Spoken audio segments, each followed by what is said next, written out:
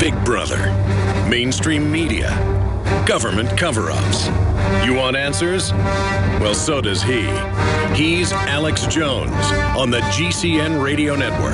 And now, live from Austin, Texas, Alex Jones.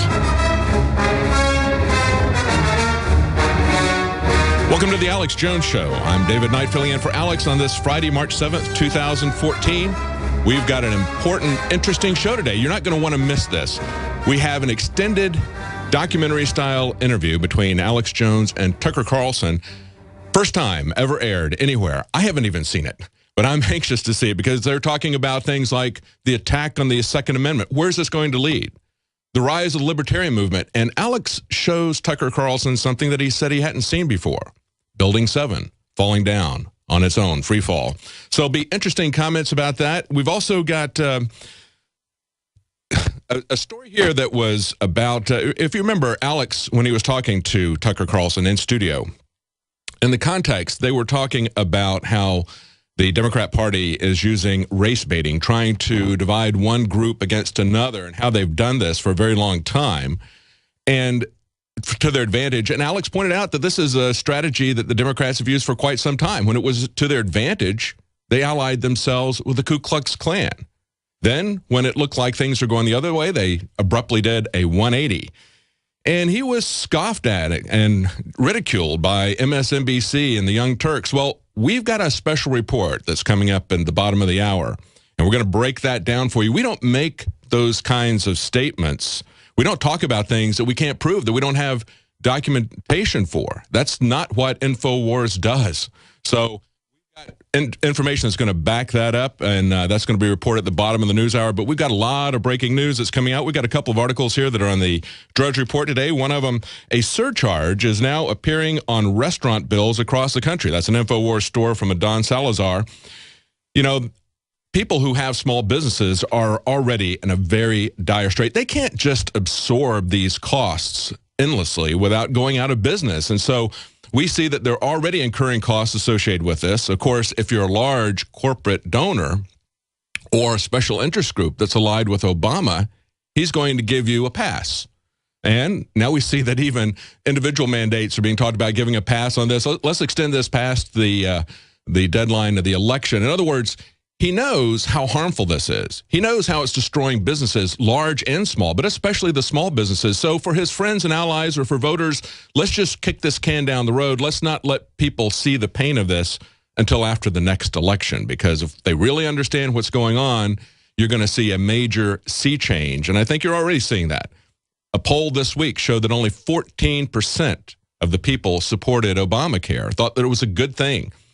And what's up with those 14%? I mean, don't they understand how this is impacting their wages? Don't they understand how it's making it difficult for them to get jobs? People are cutting back the number of employees they have. They're cutting them down to very low hours, less than full time, so they don't have to buy these Cadillac insurance plans. And of course, there's just a news article today that said that only 10% of the uninsured have picked up on Obamacare. Why is that? Well, it's because they can't afford it. It's the Affordable Care Act is not affordable. Just like the Patriot Act from George Bush was not patriotic. They always give it a title of exactly the opposite of what it is. You can't afford to buy a health insurance plan that, if you're a single man, requires you to have, gives you maternity coverage, gives you coverage for children that you don't have. You don't need that kind of coverage. That kind of stuff is mandated all over the place for Obamacare. That's why people are seeing their rates go up by a factor of 2, by a factor of 3, by a factor of 5.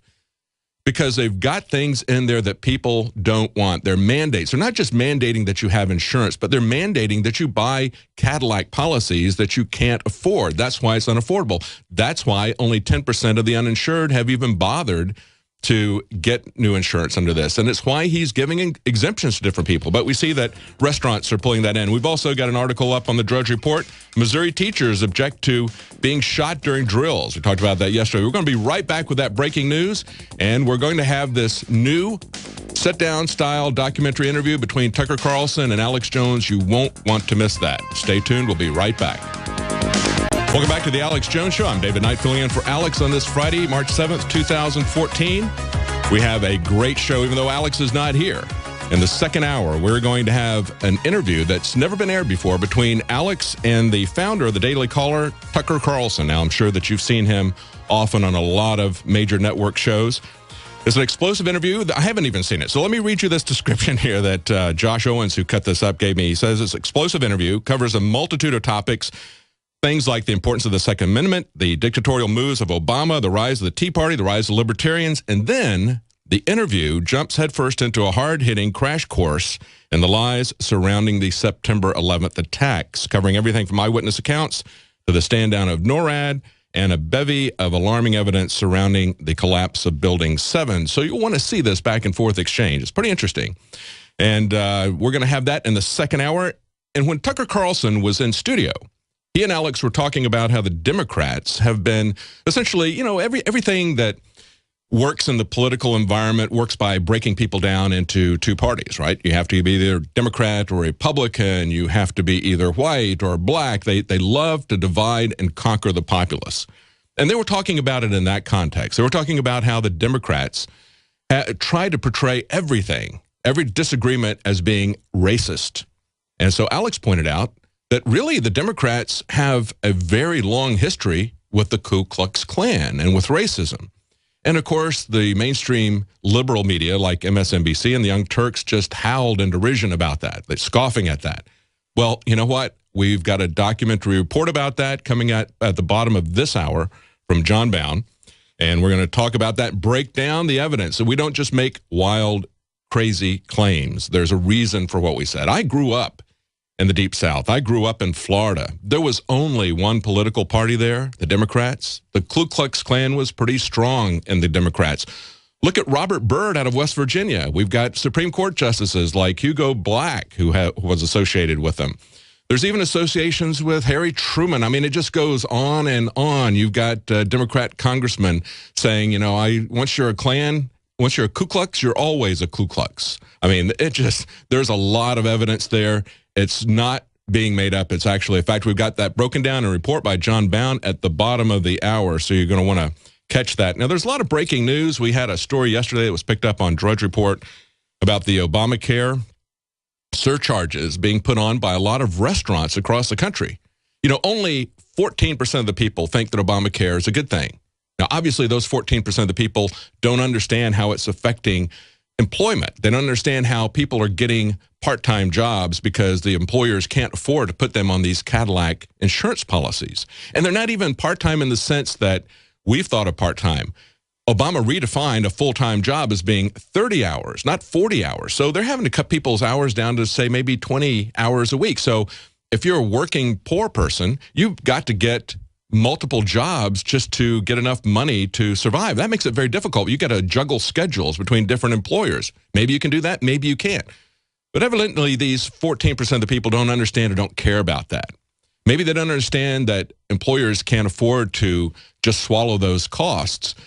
Now what you're seeing is, and maybe they'll understand this, when they see a surcharge on their pizza bill, and they see that that's from the Affordable Care Act, is making their pizza less affordable. Maybe that will get their attention. In this story from Adon Salazar that was up yesterday, he points out that a pizza shop in Denver is adding a 5% charge to customers' bills in order to pay for half of the health care costs of their employees, both full and part-time. So 5% surcharge to just pay for half of the Affordable Care Act. There's another restaurant chain in Florida adding a 1% surcharge right now to customers' bills. Now, this is even before it's gone into effect, but they're pointing out that they still have costs of compliance, and they're trying to get this, they're breaking this out separately. People are complaining about that, but, you know, we see that happen all the time with public utility companies. They're constantly breaking out. When you look at your bill, there's a lot of breakouts for additional surcharges that get mandated by the government. And, of course, the Supreme Court said that Obamacare was a tax. It's a valid thing to break that out, just like it's a valid thing to break out a sales tax. Now, there's been a lot of news about Bitcoin. We've had a Bitcoin conference here in Austin, and we've had Stefan Molyneux as well as Ben Swan, who were at the conference. They were in studio the last couple of days. We've had very interesting interviews with them. Alex talked to them here on the radio show. We had interviews with him on the nightly news, and we aired the one from Stefan Molyneux last night on the nightly news. We will be airing the one with Ben Swan later. But now there's some interesting news. Bitcoin has been in the news a lot, of course, with Mt. Gox, the largest exchange, declaring bankruptcy. A lot of people are questioning it. And then this week, it kind of doubled down. We had a couple of more exchanges go out of business. We had Flexcoin that lost $620,000, and they shut their doors. We had Poloniex that lost another 12% of their users' coins. And now we've got some news about the creator of Bitcoin. But before I go to that, let me backtrack here just a little bit and talk about Flexcoin and Poloniex, because this is one of the comments that both Stefan Molyneux and Ben Swan had. They were saying that it's a good thing when bad actors like Mt. Gox or people who don't handle the money well go out of business. We don't see that in the fiat banking system, the Federal Reserve. We have banks that are too large to fail. They're not allowed to fail. Instead, they just keep going and going and going, these zombie banks, and they're bailed out by the public. That's not a good thing. In a free market, you're going to have failures. In a free market, people are going to lose money. It's a caveat emptor type of thing. And I agree with that. I think that is a good thing to a degree. But I think for Bitcoin to move forward, they've got a lot of trust to build. See, there's FDIC insurance that makes people feel good about putting their money in the bank. And of course, we've already seen that banks are starting to arbitrarily say, I'm sorry, you can't withdraw that amount of money. We're going to put a limit on you. You can't take out all of your money at once. Now, these are demand deposits. That's why they call them demand deposits. You should be able to get your money out right away. But we've seen some of the bigger banks start to enact what we believe is the beginning of currency control. So there's a lot of risk with that. But in general, people have felt safe because they've had FDIC insurance. There is no insurance in Bitcoin. Bitcoin has a lot of the benefits as well as the risks of cash. You've got the anonymity, and we all like that. You've got the transportability. You can hold it yourself, essentially, if you don't put it in these exchanges that seem to be a bit dodgy. But then you don't have any insurance. So what they've got before them, if they want to keep this cryptocurrency going, and I hope they do, because one of the reasons that we like Stefan Molyneux and Ben Swan like this, I like it because the idea of it, because we want to see an alternative currency that can be independent and apart from the manipulations of the central banks. And we want to see something that's going to protect people's privacy. So if we want to see this succeed, what these different Bitcoin people are going to have to do is they're going to have to educate the public. And even though they can't insure these Bitcoins, they're going to have to usher us that they're safe, that there's some way that they have of tracking this. What happened with both Flexcoin and Poloniex is not a failure of Bitcoin per se, just like Mt. Gox was not necessarily a failure of Bitcoin. A lot of people are pointing, I don't know the details of that, but in this article, what they pointed out with Flexcoin, for example, was that someone successfully exploited a flaw in the code that would allow transfers between Flexcoin users. See, that's a very different thing than a fundamental flaw in Bitcoin architecture. So what they did was they looked at what was happening within Flexcoin, where people were transferring money back and forth to themselves, and they started moving coins back and forth, exploiting this flaw. Similar thing happened with Poloniex. The hacker discovered that if they placed several withdrawals all in practically the same instant, that they would get processed more or less at the same time. Even though they would get a negative balance, the Poloniex withdrawal daemon was not looking at that negative balance, and so they were able to pull out a lot of coins using that exploit. So that's something you always have to worry about. You always have to worry about as well the fact that it's got a small market cap.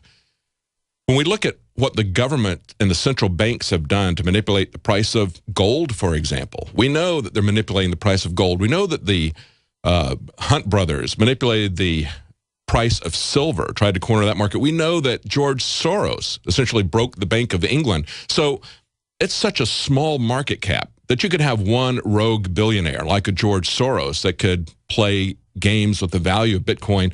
We also know that we've got an agency like the NSA that loves to break codes. They live for that. They're very, very good at it.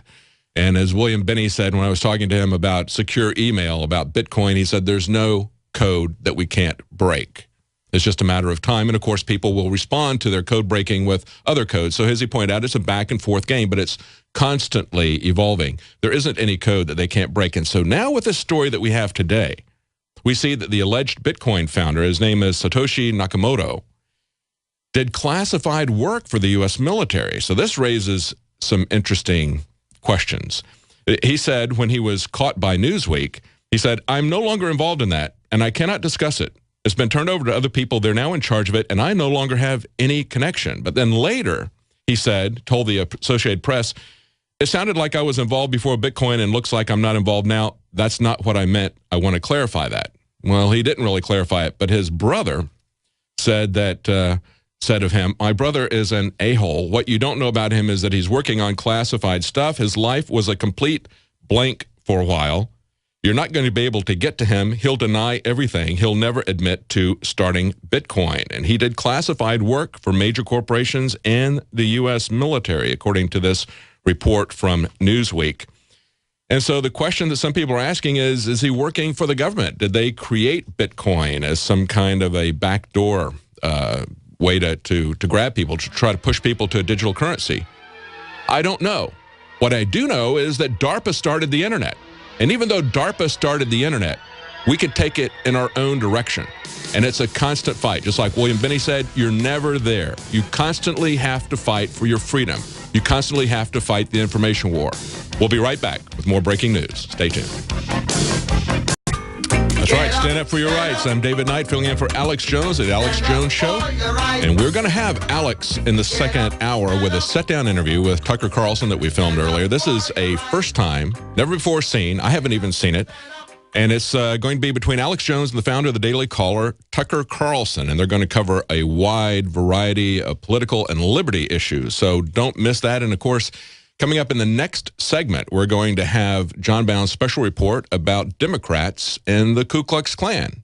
As part of Alex and Tucker Carlson's initial interview here in the studio, the subject of how the Democrats race bait and subdivide the population into competing groups came up. And so Alex pointed out that the Democrats have had a very, very long association with the Ku Klux Klan. And, of course, mainstream media could not believe that, came up and ridiculed that. Oh, really? Well, you know what? John just came in and told me, he said, there are so many connections. He didn't have time for all of them in the 10-minute report, but it's a great report. So you're going to want to see that. That's going to be in the next, or listen to that if you're listening on the radio. It's a good radio report. We're going to have that in the next segment. But let's take a look at some of the news today. We've got Russia reportedly halting all exports to the U.S. of Russian-made ammunition. Now, this is a big deal because remember, as we had the ammunition shortages because the massive purchases of Homeland Security and other government agencies, we had massive shortages. That was alleviated somewhat by the importation of Russian arms. And now, because of the new buildup in the Cold War, this tension, as Obama is threatening to put embargoes against Russia, Russia says, I see your bluff, and I'm going to raise the ante in the poker game. And so it just keeps getting worse and worse. Now we see that this is another aspect. As they're pointing out, this one person reported and said, the largest wholesale gun and ammo distributors in the U.S. have informed us in a private conversation today that a massive scramble is on for all 7.62 as Russia has reportedly halted all exports to the U.S. of Russian-made ammunition. And they say that just in the last 10 hours, they sold out of every last round they had. Now, that report is up on Infowars.com from Max Slavo. And we also have Obama, if you remember, yesterday, he put an embargo on critics. So he's going to not only stop the flow of goods to Russia, he thinks, but he's also going to stop any criticisms from flowing into the United States, or at least the critics from coming into the United States. Isn't that amazing? Isn't that amazing that he's got his pen and he's just going to, by edict, say that if you disagree with his characterization of a foreign conflict, you're not going to be allowed in the United States? Why is Obama taking it so personally? This is something that's happening in a foreign country. Can't people have an opinion about that? I mean, we're supposed to have free speech, free thought here in the United States. But the fact that he cracks down on this so heavily tells you, doesn't it, that he is involved with the architects of this crisis that is being perpetrated right on the steps of Russia. And if that weren't enough, we have news from CPAC. We see speeches coming out. Of course, Ted Cruz has spoken there. Marco Rubio has spoken there. John Bolton has spoken there. Bolton is just decrying the isolationism of America. Can you believe that? The isolationism? We're trying to start wars everywhere. Obama goes from one attempted war and to try in Syria to trying to start a war now with Russia, at least to restart the Cold War between Russia and the West, trying to start an economic trade war. You got John Boehner saying it's okay if Gazprom shuts off natural gas to Europe, we'll supply them with some natural gas. Yeah, exactly. Maybe that's exactly what they would like to do. Maybe Department of Homeland Security loves the idea that Russia is not going to be selling ammunition to the United States. Maybe Boehner and his allies would love to sell gas and oil to Europe instead of having them buy it from the Russians. Maybe the banker that got put in as prime minister of the new Ukrainian democracy, the post-coup democracy that they've got there, if you could call it that. They haven't had an election, so I don't know if you could call it a democracy. But that former banker says that he would like to put the pipelines on the auction block, the Gazprom pipeline. So I think there's a profit motive going on here, just as there is in every war. In every war, they want to make money for the military-industrial complex, the people that make the weapons. And, of course, it's been a long time since the Cold War segment of the military-industrial complex has been able to do that. I'm sure they would love to have that profit center restarted. They've, of course, got the new profit center of militarizing the police in America and creating a police state, and they can provide all the over-the-top, expensive Pentagon-style overkill, like these armored tanks that they're giving to police departments, and the police come out and say, yeah, we love having this because nobody's going to ever consider challenging us with these. It's just all about intimidation, and it's all about profiteering. And they've got that profit center, but they want to restart the Cold War because that'll give them a whole new excuse for a lot of new types of weapons. And I guess if they cut off the gas to Europe, you could say that's a real Cold War, isn't it? But we're going to be right back. We're going to have some more news, and we're going to have John Bound's report on the Democrats and the KKK. Stay tuned. We'll be right back. Welcome back to the Alex Jones Show. I'm David Knight filling in for Alex.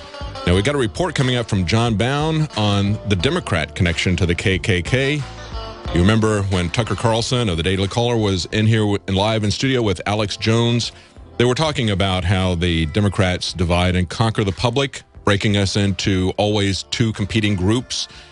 And Alex pointed out that, of course, this has been something, there's a Democrat connection to the KKK that goes back a long way. And so we have a document about that from John Bound, a kind of investigative report where he goes back and shows you the history, the real history of this, because we've taken a lot, Alex took a lot of hits from MSNBC and the Young Turks laughing about this, and it's like, really, you're not aware of the history? It's out there. All you have to do is look at it. So John Bound's got a great report on that. We're going to be coming up with that, but I want to take your calls about CPAC.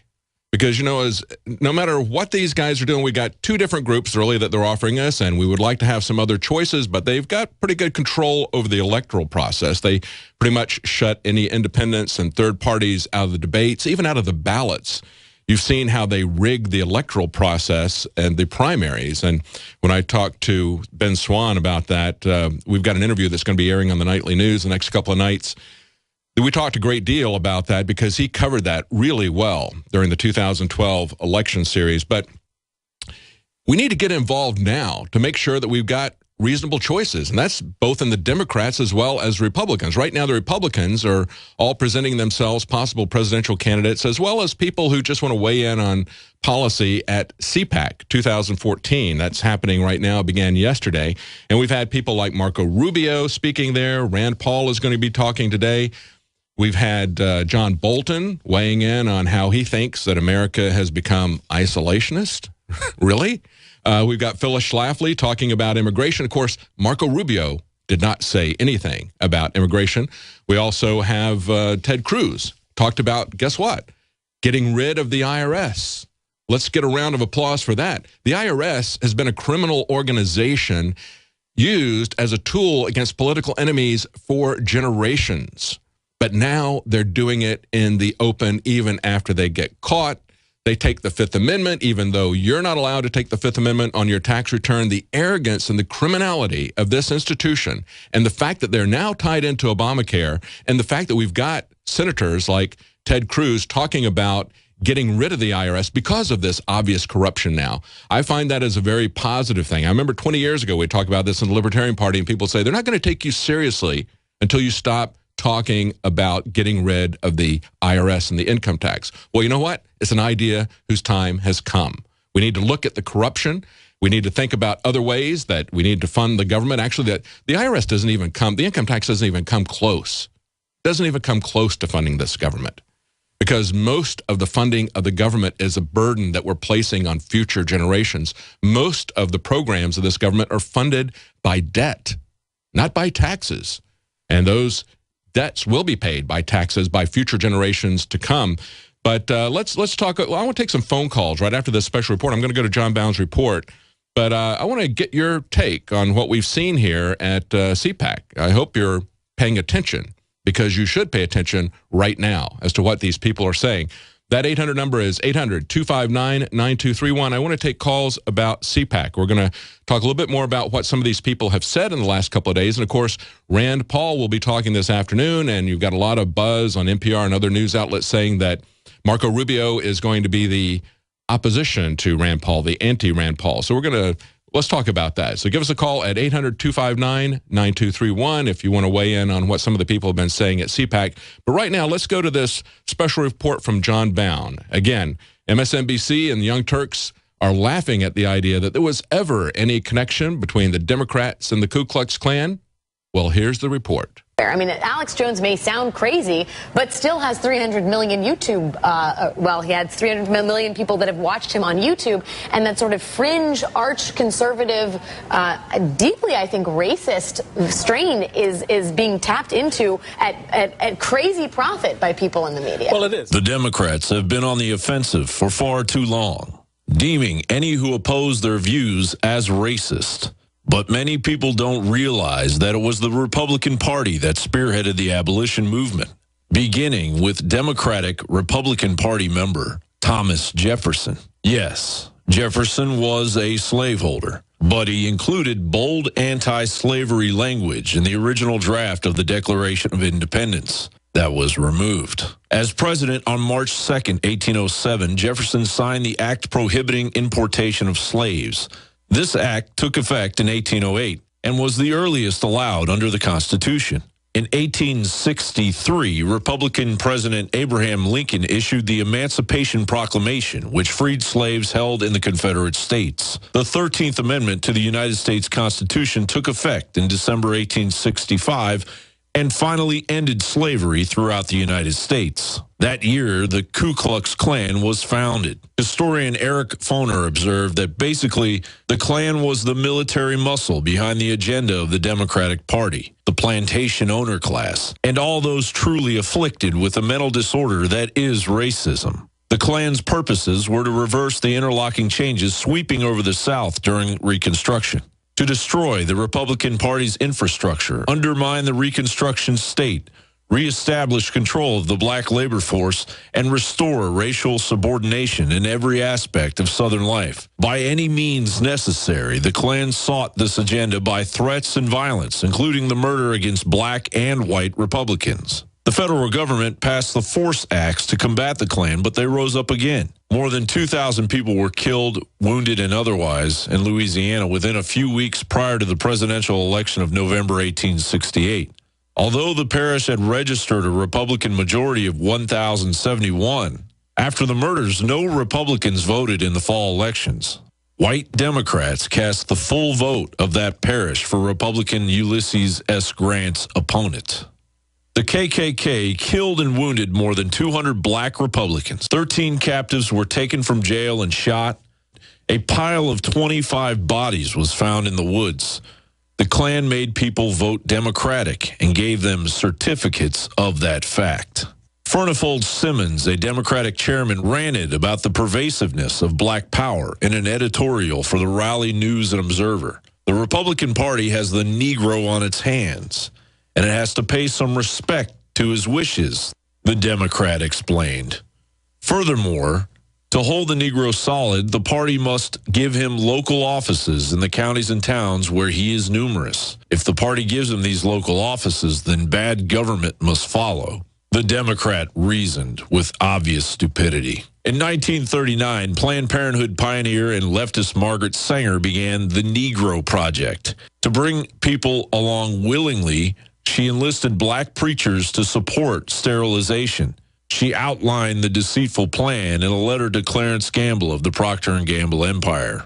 We should hire 3 or 4 colored ministers, preferably with social service backgrounds and with engaging personalities.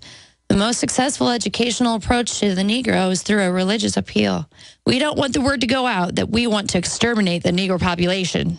During the 1950s and 1960s, the Klan forged alliances with Southern police departments. Several members of the KKK groups were convicted of murders and the deaths of civil rights workers and children in the bombing of the 16th Street Baptist Church in Birmingham. Meanwhile, a group of African-American students enrolled in Little Rock Central High School in 1957. Their enrollment was followed by the Little Rock Crisis, in which the students were initially prevented from entering the racially segregated school by the governor of Arkansas. It took the intervention of a Republican President Eisenhower to allow the Little Rock Nine to make American civil rights history. As the horrors of the national civil rights battle dragged on, Democratic President LBJ was pressured to sign the Civil Rights Act of 1964, outlawing discrimination based on race, color, religion, sex, or national origin, and the Voting Act of 1965, designed to enforce the voting rights guaranteed by the 14th and 15th Amendments to the United States Constitution. But behind closed doors, LBJ said this: "These Negroes are getting pretty uppity these days, and that's a problem for us since they've got something now they never had before, the political pull to back up their uppityness. Now, we've got to do something about this. We've got to give them a little something that's just enough to quiet them down, not enough to make a difference. I'll have them, N-word, voting Democratic for the next 200 years. And it's so frustrating to see all of this unfolding and the fact that they're using race-based politics to say, turn your guns in or you're racist. Support Obamacare or you're racist. And whites have been so conditioned to be politically correct that they could say, go jump off a cliff, white person, or you're racist. And the average white person would probably jump off a cliff, even with their newborn baby, if ordered to do so by Rachel Maddow or Ed Schultz. The horrific history of the Democratic Party all but forgotten. Gradually, the Republican Party that had been carrying the torch for the rights of all men was painted into the white Southern racist party by the Democrats. They're trying to act like they have no connection in the past and in the present to what I'm talking about, literally preying on your ignorance. Welfare that had supported the poor white man now went to the 70% of the minority population that gleefully shifted over to the Democratic Party, not even realizing that they had been led into a life of welfare and a system designed to destroy the family. This report is not an endorsement of either party.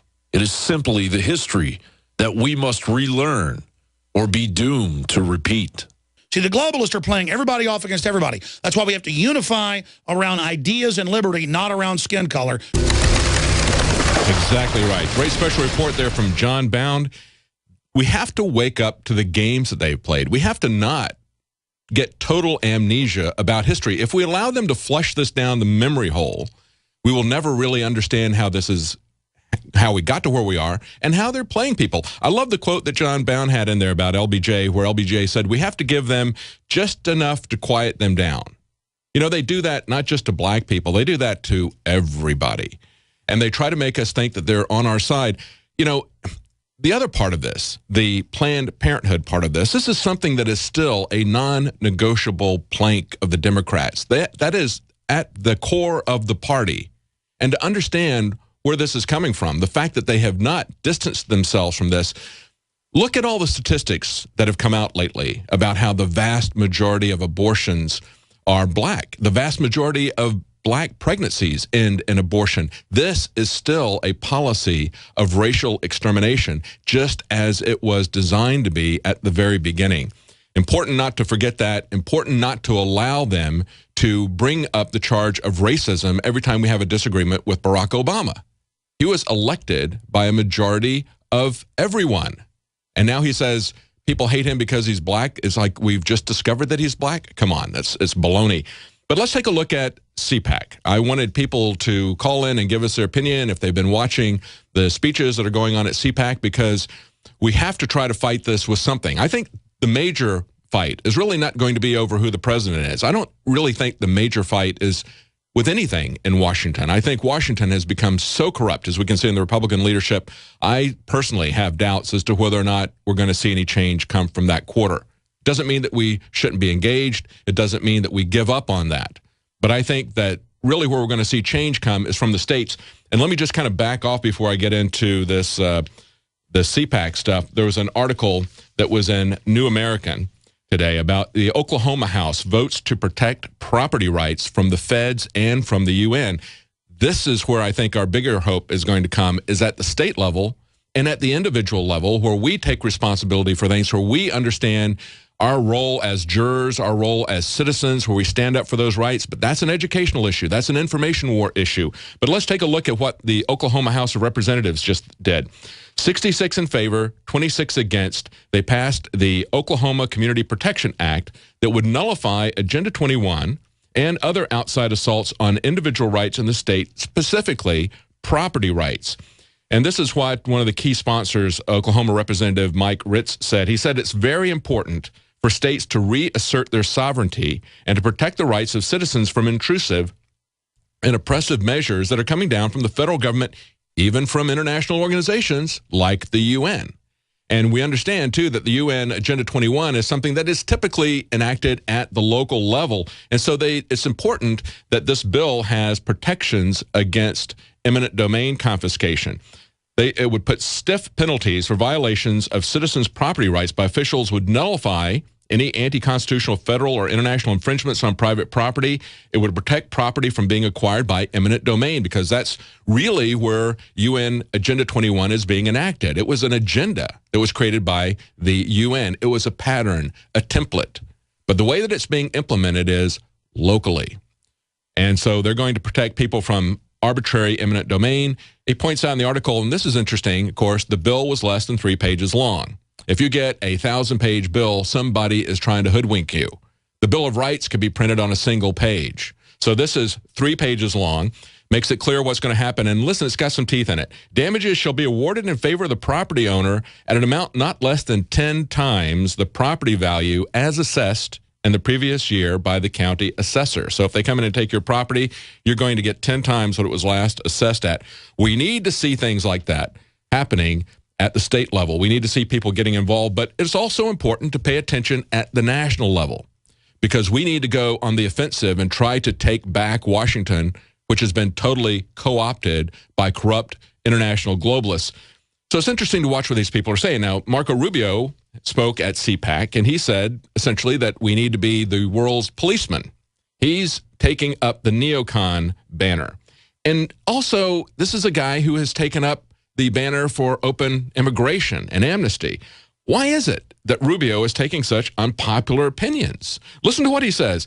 He says, no, we need to have America get involved, be active and engaged, but that doesn't mean that we're going to be involved in 15 wars. Oh, maybe like only 4 or 5? But come on.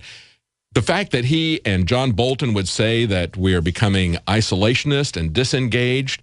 You see Marco Rubio siding with McCain, siding with Lindsey Graham on these issues, on the issues of immigration. You see him siding with them on the issues of perpetual war, of the neocons.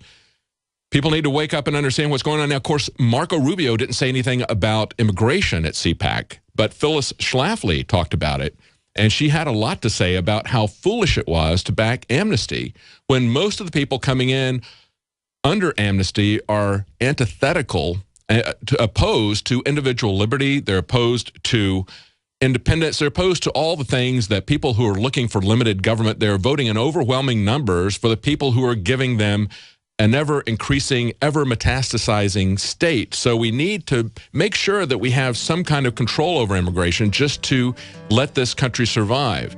And, of course, John Bolton comes in and talks about a rise of isolationism, as we're on the doorstep of Russia trying to restart the Cold War. What is John Bolton thinking he's going to do? I mean, this is absolute insanity. We're going to take a quick break. We're going to be right back and take some of your phone calls, see what you think about CPAC. To the Alex Jones Show. I'm David Knight filling in for Alex, and we're going to have a special report, a special documentary-style report interview between Alex Jones and the founder of the Daily Caller, Tucker Carlson. It's a very explosive interview. You're not going to want to miss this. I'm anxious to see it. I've seen the description. They talk about the rise of freedom and libertarian movement, the Tea Party, as well as the attacks on the Second Amendment, what that means. And Alex has a very interesting discussion with Tucker Carlson about the origins of the police state that was enacted after 9/11. And a lot of facts about 9/11. So you're going to want to see that back and forth between the two of them. I know I want to see it. And that's coming up in the next hour. But I wanted to take your calls right now on CPAC. And as we were going to break, I was talking about John Bolton and how he was pushing for, he thinks that we've got an isolationist foreign policy. Does it seem like that to you as we see the Cold War being restarted, as we see America interjecting itself into war after war after war? He thinks that that's isolationism. Can you imagine what he would like to do? This is what he said. He said, Adam Smith wrote that the first duty of the sovereign is to protect society from the violence of other nations. Great. How do we do that? Do we make ourselves safer by interjecting ourselves into each and every war? You know, let's go back to what John Quincy Adams said. He understood the nature of power. He had watched, as well as the other founders of this country, had watched Europe in a state of perpetual war and intrigue. And he said, the famous quote, "We don't go abroad in search of monsters to destroy. We wish well to the freedom and independence of all." But he also said this, you don't hear this as often, and think about the Ukrainian situation. Think about Syria. Think about Egypt, Libya. Think about Afghanistan, Iraq, all these different places. This is what he said. He said, America well knows that once we enlist under other banners than our own, even if it's banners of foreign independence, that we would involve ourselves beyond the power of extrication in all of the wars of interest and intrigue, of individual avarice, envy, and ambition, which assume the colors and usurp the standard of freedom. Sounds like he's talking about the color revolutions, doesn't it? Sounds like he's talking about our foreign policy. The fundamental maxim, he goes on to say, the fundamental maxim of Americans' policy should insensibly change from liberty to force. If we were to do that, we would become the dictator of the world. Is that how people see us? Are we the shining city on the hill showing people the way to liberty? Or are we the poster children for a complete surveillance state, for a complete police state, for an interventionist empire that wants to get involved in every aspect, every corner of the globe? What do you think? That's the way I see the foreign policy. I'm interested to see this back and forth that is going on at CPAC. I want to see this discussion that's going on between the people who want us to be even more interventionist than Bush and Obama, who say that we are isolationists, the people like Marco Rubio, John McCain, Lindsey Graham, John Bolton. And on the other side, we've got Rand Paul, who will be talking today. So let's take some of your calls. Mike in Florida, what do you think about what you've seen at CPAC? Hello? Hello. Mike in Florida. Are you there? Yes. Hi. How are you doing, sir? Doing good. Tell us what you think about CPAC. Okay. Well, I just wanted to tell you that basically I live in Miami, Florida. They've already implanted me with a chip, and I just think that your show should broadcast.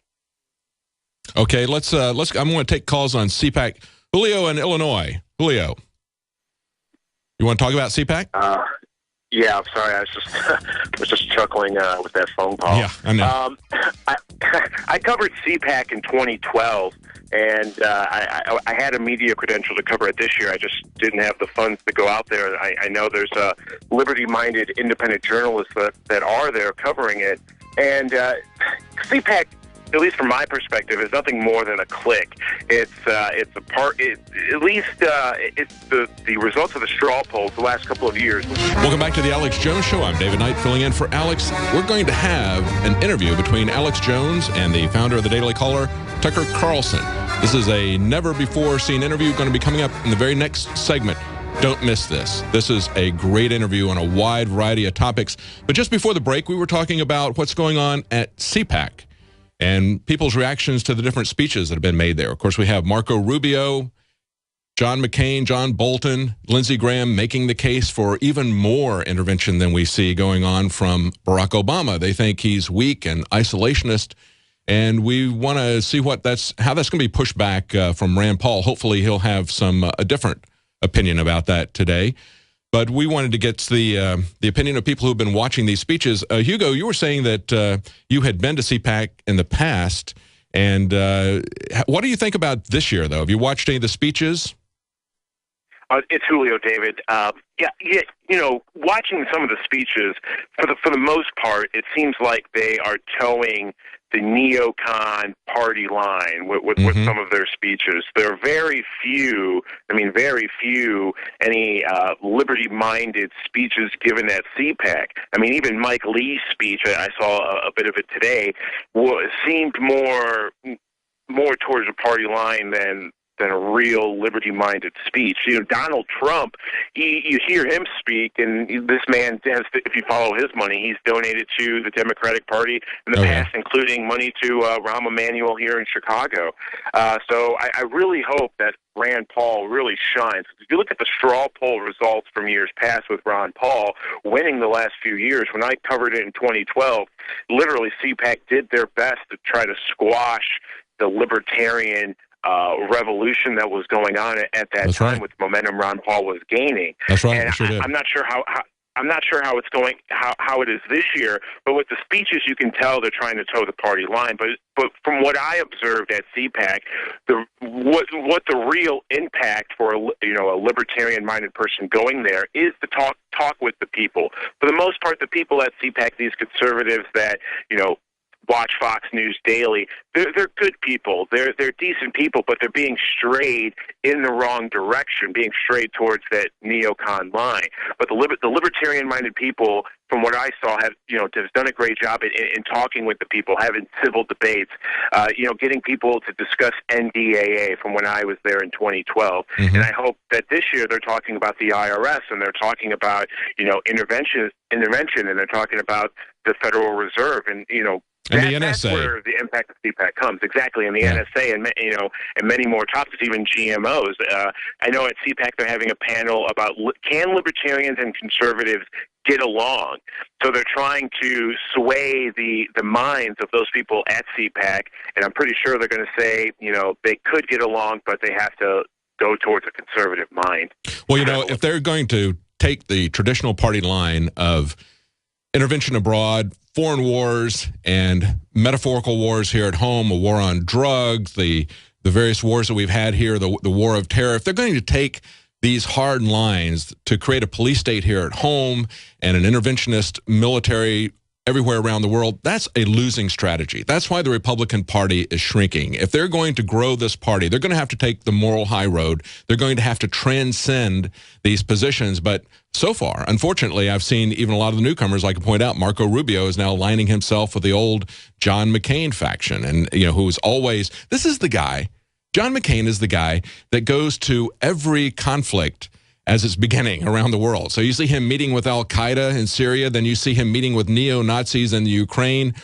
Does that tell us that he's a made man of the New World Order or what? I mean, this is a guy, they picked someone, obviously they wanted Obama in because they take a young, attractive black man and put him up against the oldest, crustiest white man they can find who's really an angry person. But clearly he was their candidate. We're going to be right back with a groundbreaking interview between Alex Jones and Tucker Carlson of the Daily Caller. Stay tuned. You're not going to want to miss this. Alex Jones Show. Welcome back to the Alex Jones Show. I'm David Knight, and we have a very special treat for you. Tucker Carlson was in studio and had an extensive interview with Alex Jones, but there was a much more extensive interview between the two of them that is we're going to air now for the very first time. And this is going to touch on things like the dictatorial moves of Obama, the attack on the Second Amendment, and it's going to talk about September 11th. You're going to want to see this. Here's that report.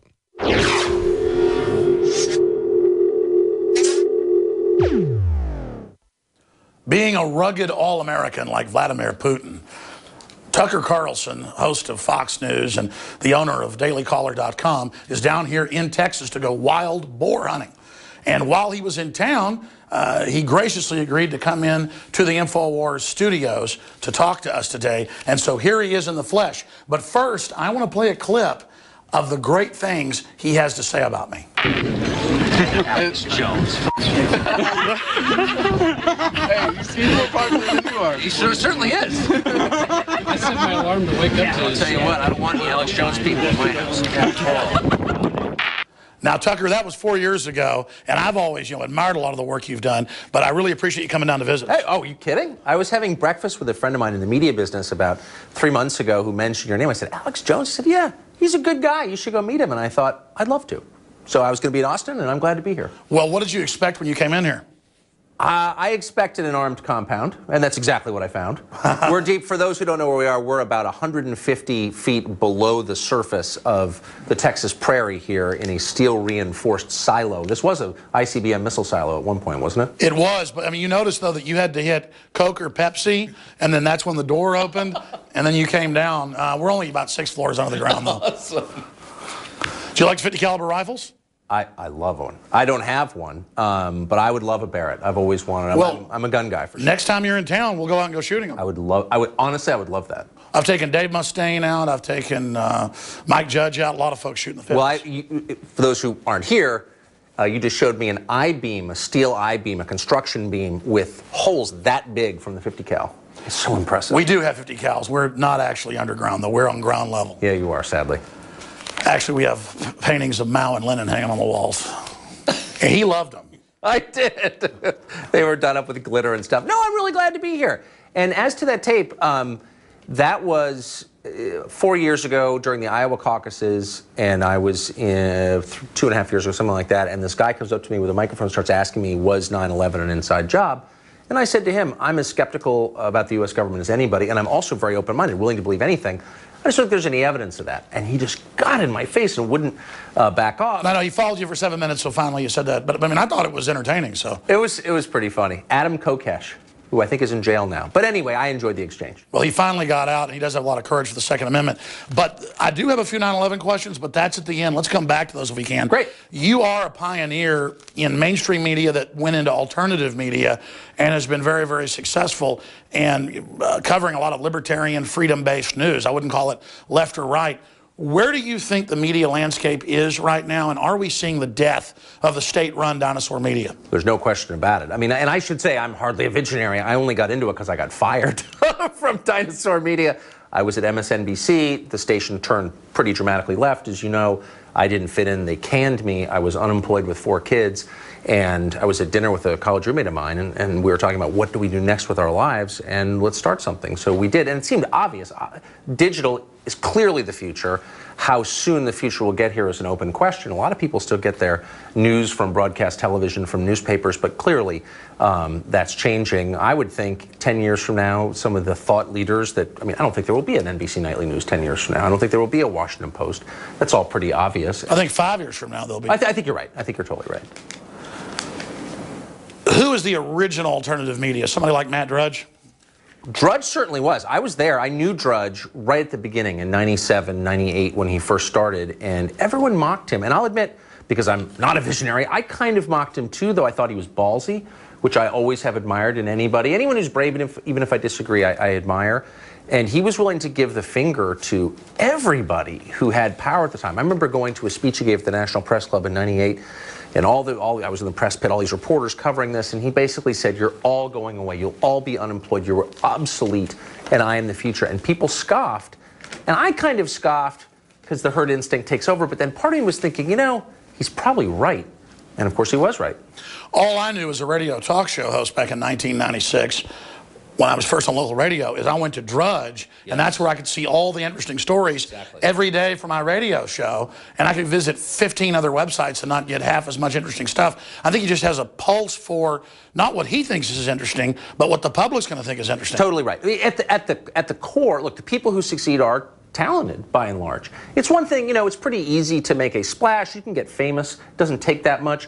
But to endure, to keep a successful career going, you've got to be talented, and I think Drudge is really talented. He listens to his own internal soundtrack. Well, and he's also ideologically really is a patriot liberty guy. He really, oh, totally. Yeah, so that's the driving force. And he, by the way, he was on this whole surveillance question really early, and people dismissed him as paranoid. You know, they're watching you, there are cameras everywhere. They're going to have clones, they're... Exactly. All of it, yeah. And of course, it turns out a lot of it's true. You know, like all the people in the 23 years I've been in the media, every week I get a letter usually written in crayon on the outside of the envelope saying, they're watching me. And I'm always like, this guy's mentally ill. Then it turns out They're right.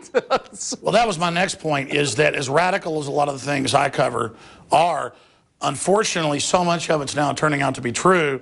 I think despite all my political warts or whatever, that's why my show gets bigger and bigger exponentially, is because people are really losing confidence in the system. And I think the fall of Piers Morgan, because he never really had ratings to begin with, but he began to just fall from the beginning, shows a rejection of globalism, a rejection of elitism, and really some of that East Coast snobby, anti-liberty garbage. What is your take on Piers Morgan? Because he is truly loathed by left, right, and center. Well, I agree with that completely. I mean, I always feel sorry. I don't care if Satan got fired. I would feel bad for him having been a married man who got fired.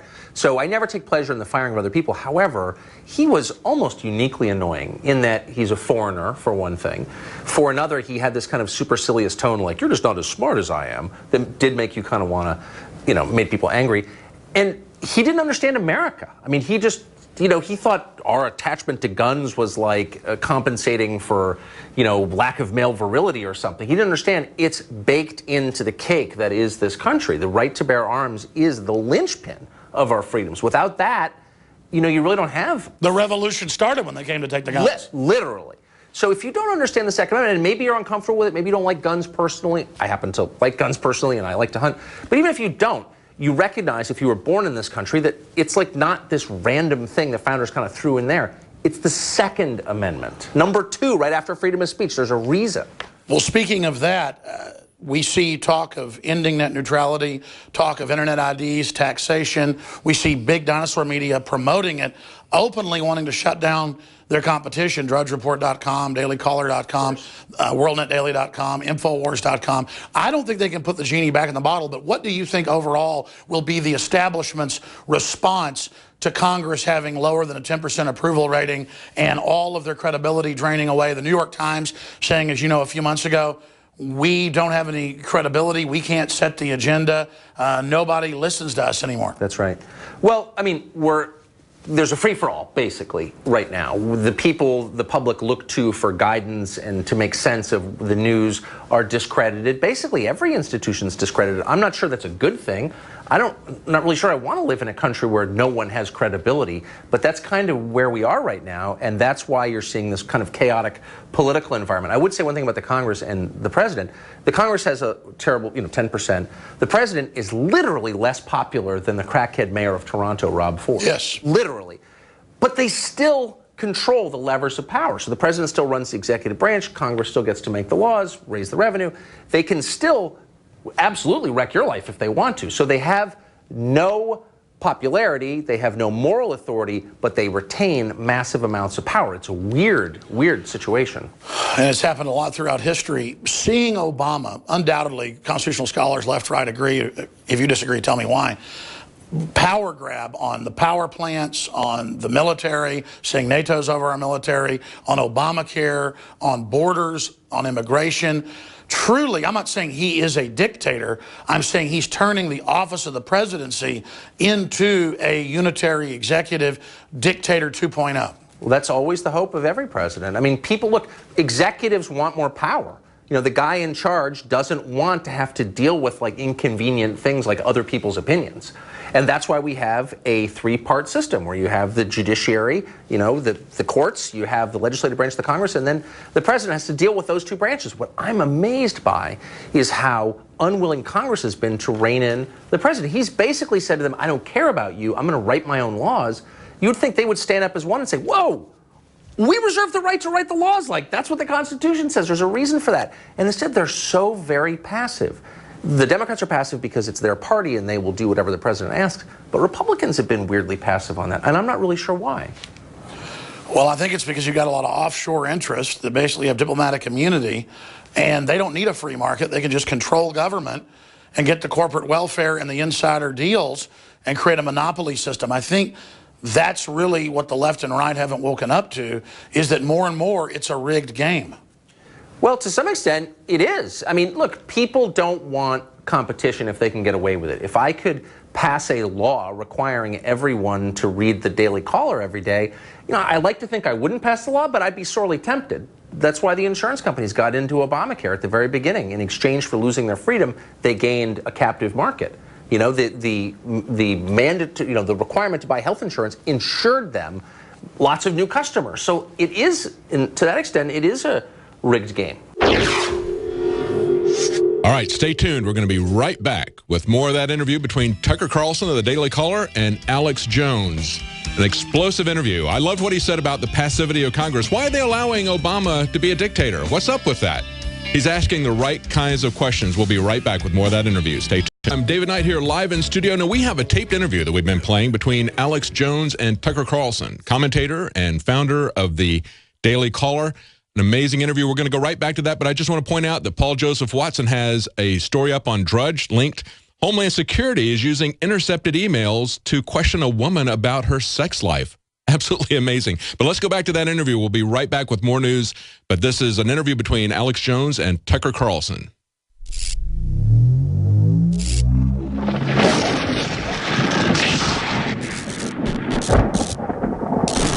Let me ask you this question, looking out into the future. What do you see happening as the huge awakening takes place, and even the Financial Times of London says the whole world is going libertarian, getting past the political labels, just saying we want freedom, we want more individual liberty across the board, versus the authoritarian consolidation where it doesn't matter that we're awake to them, they're still in power. How do those two forces collide? Well, I wish that were true. I mean, I've always been on the libertarian side. I have libertarian instincts. I think libertarians overstate the degree to which people yearn for liberty. Most people yearn instead for security, and they're willing to trade liberty for it. And I wish that weren't true, but it seems like human nature for most people moves in that direction. I think I'm an anomaly. I would rather take care of myself. I would rather have freedom than security. I'm willing to take risks in exchange for the ability to make my own decisions. But most people, it seems like, aren't. I feel like we're moving away from that. So you don't think there's an awakening happening? I think there's a great dissatisfaction. I think people are disgusted with their leaders, but I don't see people jumping up and saying, I want to take responsibility for my own life. You know what? I don't want your Medicare, actually. I'm happy to buy my own health insurance. I'm happy. No, I see the point you're making is that people can claim that there's a rise in libertarianism in polls. People will say, they'll say that they identify like that, but that's not actually what they're doing. Libertarianism has two parts. The first part is I get to do whatever I want, and the second part is you get to do whatever you want, as long as we don't hurt each other. Yeah. People buy into the first one completely. I want to smoke my weed. I want to marry whoever I want. That's fine. They're all about that. They're very libertarian when it comes to them and their choices. They're not libertarian when it comes to other people's choices. So in order to be libertarian, you embrace your freedom, but you also embrace restraint. I could control what you do, but I'm not going to. I choose not to control you. And most people are unwilling to resist the temptation to control other people. And that's just human nature, but it's very distressing, and libertarians have to be honest about that. So where do you see it going then? The future of the media, government? Look internationally. I am amazed by the number of countries. And look, the bottom line is I don't know. I'm just a journalist. I'm not any kind of prophet. But internationally, I'm very struck by the move from democracy and freedom toward reverting back to authoritarian systems. Look at Venezuela, for example, which was sort of a, emerging kind of free market world. Now we're back to Chavez, and he's gone, but Chavezism. Look at Nicaragua. It was communist. They had a brief experiment with liberal democracy under Violeta Chamorro. Daniel Ortega, the head of the Sandinista Party, is president again. You're seeing this same pattern replayed. Let me ask you one quick question. 15 years ago, 12 years ago, when Bush said, we're going to bring democracy to the world needs democracy. How many people believe that still? How many people would like to see democracy in Saudi Arabia or Jordan? Nobody would. We're actually happy that they have authoritarian governments. We don't want their people to vote and be free because it would be against our interests. I guess you do have a point, is that a lot of people say I'm libertarian and there's an awakening and a dissatisfaction with government, but it's almost like a double-minded paradox, because then people are more accepting of Big Brother, of police state, of authoritarianism than ever. It's boiling the frog. You throw the frog into boiling water, he jumps out. If you turn it up slowly, he doesn't notice until it's too late. I'm not an apocalyptic guy at all, but I am really bothered by the willingness of most people to accept these restrictions on their freedom in the name of security. I mean, I wish I could. I think I'm just speaking for myself when I say I'm happy to take the risk, in exchange for keeping my shoes on at the airport. I'm really bothered by that. Well, history's shown when you give up liberty, you don't get security, you get oppression and tyranny, you become a slave. You don't get it back. Yeah, and I try not to, I don't want to be like one of these guys or, you know, overstating things, but I am really bothered by it. Well, we are definitely going into a police state, and like you said, it's a movement worldwide. Speaking of attempts to censor the press, the Pentagon announced 3 months ago, I don't know if you saw this report, Drudge carried our report on it, but it was just their hour-long press conference, where the Undersecretary of Defense sat up there and said, we've lost the hearts and minds of the American people. They don't believe the government and the media anymore. So our answer is we're going to start telling the truth by going out and engaging blogs and alternative media domestically. We can no longer rely on relationships with a handful of journalists. A new blogger might end up being more influential than traditional outlets in some cases. If we aren't talking to him or her, we are missing a potential opportunity to inform the American people. And we cannot hide our bad news stories. Bad news gets out one way or the other, and we must come to terms with telling the bad stories as well as the good. When bad things happen, the American people should hear it from us, not as a scoop on the Drudge Report.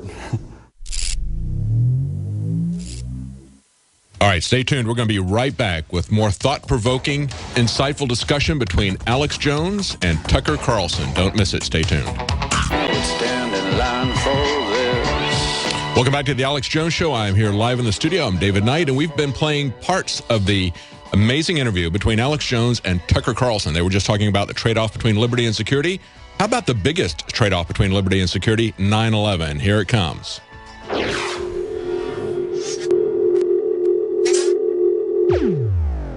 Well, that sounds really creepy. You're not supposed to have domestic propaganda, but that same year, they removed the blocks on that. I know Daily Caller covered that. And then now, on top of all that, we have these moves in your big investigation at dailycaller.com on media matters and these memos where, sure, nobody reads them except for the talking points from MSNBC, but still they meet weekly with the White House. And they have things like infiltrate and bring down media. It sounds like Cass Sunstein on steroids. Talk about that investigation and talk about that whole constellation of government's answer to the alternative media is to try to infiltrate it like it's some foreign government. Exactly, and to try to control it. I mean, I think it's scary because in the end, what separates you from the federal government is they have a monopoly on the use of force. They can force you to do things. You can't force the federal government to do anything. You're a citizen. They can force you to do anything they want. And so it's an asymmetrical contest here. They have all the power, which is why you don't want them interfering in the media. When I was a kid, my dad ran something called the Voice of America in Washington, which was our big radio station to the rest of the world, mostly to the Soviet Union. And in their charter, like the first sentence was, you cannot broadcast this to the United States because it's a government news organization, and there's something immoral about imposing it on our own people, because that would be propaganda. And whatever you think of Voice of America, they kept to that. Like, they broadcast outward. This was for everyone else, but not for us. It's the same with NSA. I remember when I was a kid in Washington, people would always say the NSA is, you know, watching everything, but they're not watching us because they can't. It's against their charter. The second that changed, you know, there were major consequences. And I've talked to people like Wayne Madsen and others who were mid-level there. He said, no, we, until even the mid-90s, did not watch people domestically. Exactly. Because the Congress wouldn't let them do that because they knew they'd end up being watched, then they could be blackmailed. Exactly, exactly. You know, I remember when the Patriot Act passed, people saying, this is really scary, and I have to say, I'm always happy to admit my many shortcomings. I remember thinking, it seems a little hysterical. Like, really, is there anything super scary in there? You know, a lot of it was probably necessary, but allowing the NSA and CIA and intelligence agencies that have been traditionally focused by law outward to focus inward, you know, I think that was a very unwise decision. Oh, it's going to be used politically, just like the IRS being used on the Tea Party and pro-life groups, and then they don't even get in trouble because it's the fox watching the hen house with Eric Holder. If Obama doesn't get in some type of censure or trouble, it sets the precedent. I just can't imagine what it's going to be like 10 years. Well, what was so striking was when that came out, I think of myself as a completely mainstream person. When that came out, my instinct was outrage. I can't believe that the NSA has the ability to read all of my emails, capture all my Google searches, listen to my phone calls if it chooses, my texts. The first thing, I'll never forget this, was the Republican leadership, not all the Republicans in Congress, but the leadership, Boehner, Cantor, Mike Rogers, head of the Intel Committee, they instantly went to the president's aid. And I remember thinking, well, who represents me? So it's a big club, as George Carlin would say, and we ain't in it. No. And they're destroying the rest of the economy and our future at the expense of the general welfare for their club to stay intact when they're not good managers. I mean, I don't like authoritarianism, but when it's bad authoritarianism, it's really bad. Don't you agree with that? I'm agreeing with everything you say. It's kind of freaking me out. I don't know if I can't believe I'm like on the set with Alex. We're going to get to some things you don't agree with in a minute, but let me ask you this. Yes, I do agree with you very much. CPAC coming up. This is the big battle. Every libertarian Republican I talk to, which is the vast majority, at least here in Texas, but I travel the country, they're sick of the Republican blue bloods not going after Obama on Fast and Furious and Salandra and Benghazi and everything else, the guns. They know Obama could be destroyed on Obamacare. Why isn't there a repeal? What's going to happen in the Republican Party if they continue to join with the Democrats to try to wall off and demonize the Tea Party when the Tea Party really is the Americana revolution, in my view, that could save this country? Well, there are a couple things going on. One, I think Republican leadership fears, and they may be right, that the average person, even the average Republican voter, likes parts of Obamacare, likes the no pre-existing conditions rule, which I think is insane personally, but I'm in a small minority of that. Most people do like it, so they're afraid that if they repeal it, they'll take the blame. Two, I think the Tea Party, they understand the Tea Party put them there. There would be no Republican leadership if it weren't for the Tea Party in 2010. But the problem with the Tea Party is there's no leadership of the Tea Party. So it's a bunch of different groups, some of which are legitimate. Others are just fundraising operations to enrich the people running them. It's the same old story. And without that cohesion, without that leadership, without a clear template for what they believe, a statement of belief, they're not as effective. I think it's the fact that it's not controlled, but its basic ideas are Bill of Rights, Constitution. Right. That's what scares the establishment, because it's like the establishment is a bacterial infection and the Tea Party is the antibiotic. It's not perfect, right, and it's got side effects, but it's going to have an effect. Well, it's had a huge effect in that. I mean, the one thing the Tea Party's been really good, effective at politically is beating people in primaries. Like, they can do that. We were driving through Austin yesterday, and I saw this two guys with a Gadsden flag and a Defeat John Cornyn sign. If you're Cornyn, that really worries you. I mean, they're good at that. They beat Lugar. I mean, they've knocked off a bunch of established Republicans, and so they do have the attention of Republican leadership. But the problem is, anybody can jump up and say, I'm part of the Tea Party, and it's hard to know exactly. Sure, but I mean, look at Ted Cruz, look at Rand Paul. I mean, they would have passed their gun control probably without them fighting for us. 100%. Oh, they were. Oh, so the Tea Party saved us. Oh, I could not agree more on that. The gun control thing, by the way, all of whom have armed bodyguards, wanted to strip your ability to defend yourself and your family while they remain safe, again, with their taxpayer-funded armed bodyguards. They would have sold us down the river in a second on guns, for sure, if it weren't for the Tea Party. So, amen. I'm totally. So, again, I'm not romanticizing the Tea Party, and I know it's a diverse group, but the establishment's attacking it. Every time they leak some Joe Biden speech, he's worried about it. The Republicans are worried about it. They tell the Tea Party, play nice, don't run against us, while they're raising money with the trade federations and groups to go after. I agree. And so the Tea Party needs to attack and needs to take over the Republican Party, and then people will see it as a real Americana populist type movement. And MSNBC's failed trying to say they're all racist. I mean, I just don't see it working anymore. Racist? I never understood that part. I mean, you maybe don't agree with the Tea Party, but racist? Where did that even come from? It was like a non sequitur. You're listening to Racist? Tucker Carlson talking to Alex I really Jones. appreciate This giving is us a all this taped time, but let's interview. get into some stuff we may disagree about. All right. Here at the end. Look, the mainstream media distorted what I had to say about 9/11. All I said was the hijackers were trained at bases in Saudi Arabia. They were allowed in, even though they were on the terrorist list. There was a clear, from my research, NORAD stand down. There was a young man who would come in and say to the vice president, the plane is 50 miles out. The plane is 30 miles out. And when it got down to the plane is 10 miles out, the young man also said to the vice president, do the orders still stand? And the vice president turned and whipped his neck around and said, of course the orders still stand. Have you heard anything to the contrary? Building 7, which I'm going to show you a video of here in a moment, fell in its own footprint. They said they're bringing down Building 7. I have cops saying it, so it doesn't hurt other buildings. Why not just be honest about it? I'm not saying George Bush and Cheney had plungers, in there. I'm saying elements in different groups, clearly, just like they're using al-Qaeda against Syria right now, just like it came out about the Olympics. I'm sure you've seen that Oscar-winning documentary narrated by Michael Douglas, where they later admit at the end of the movie that, oh, but basically the Germans were working with the terrorists and basically let them attack as a pretext to get more funding at the Olympics back in the 70s.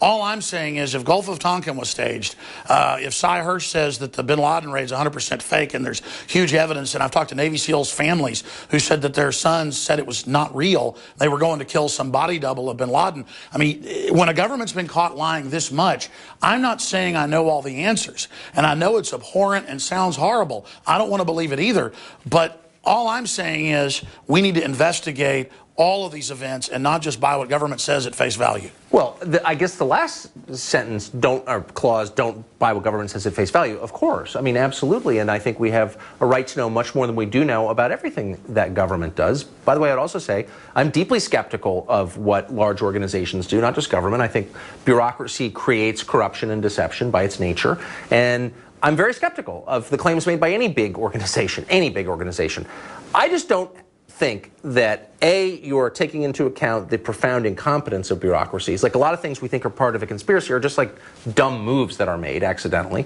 And B, I think that if there was a mass conspiracy to kill Americans on the part of the U.S. government, that would require so many people's involvement that at least one of them would have come forward, and nobody has. So I just don't see, I see a lot of questions. I don't see any evidence of a U.S. conspiracy. Cybelle Edmonds was an FBI translator, and she was working up until 9/11. She said she heard elements of the CIA communicating with al-Qaeda up until 9/11. I'm not the only one who knows about this. Too many people know about this.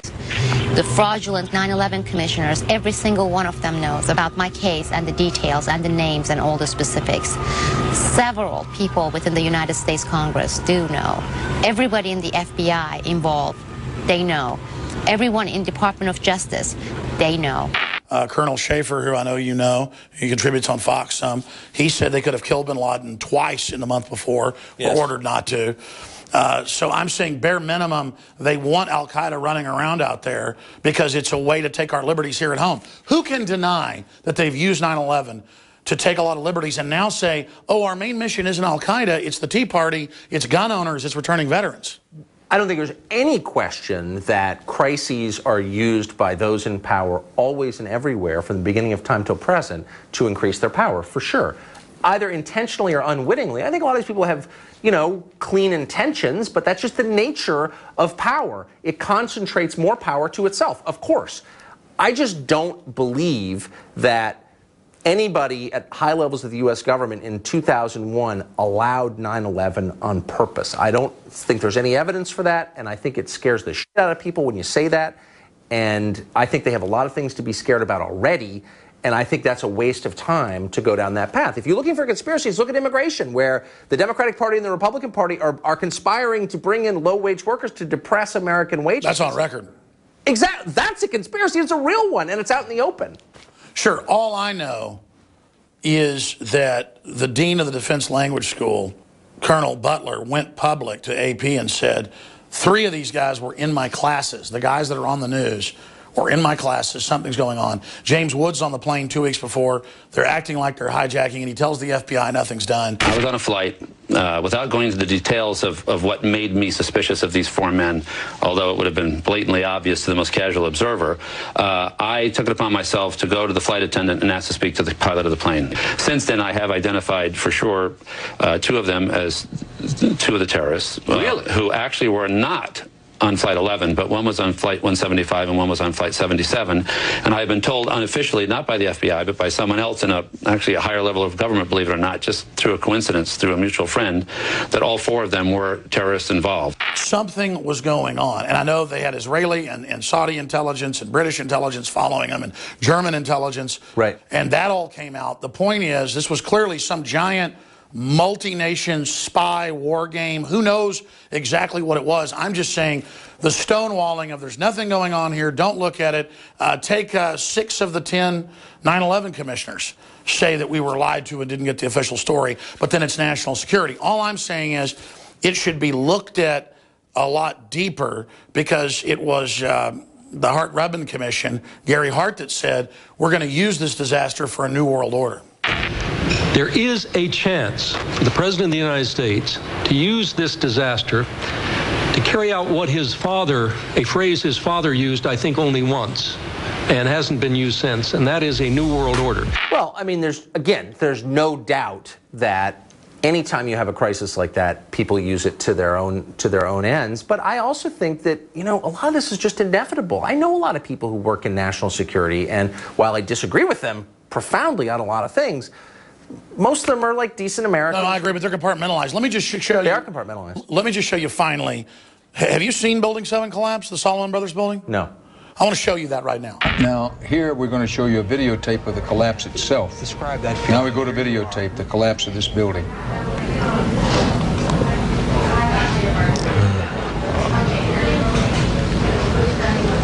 It's amazing. Amazing, incredible, pick your word. For the third time today, it's reminiscent of those pictures we've all seen too much on television before, when a building was deliberately destroyed by well-placed dynamite to knock it down. Moments ago was talking about the Salomon Brothers building collapsing, and indeed it has. We'll probably find out more now about that from our correspondent Jane Stanley. Jane, what more can you tell us about the Salomon Brothers building and its collapse?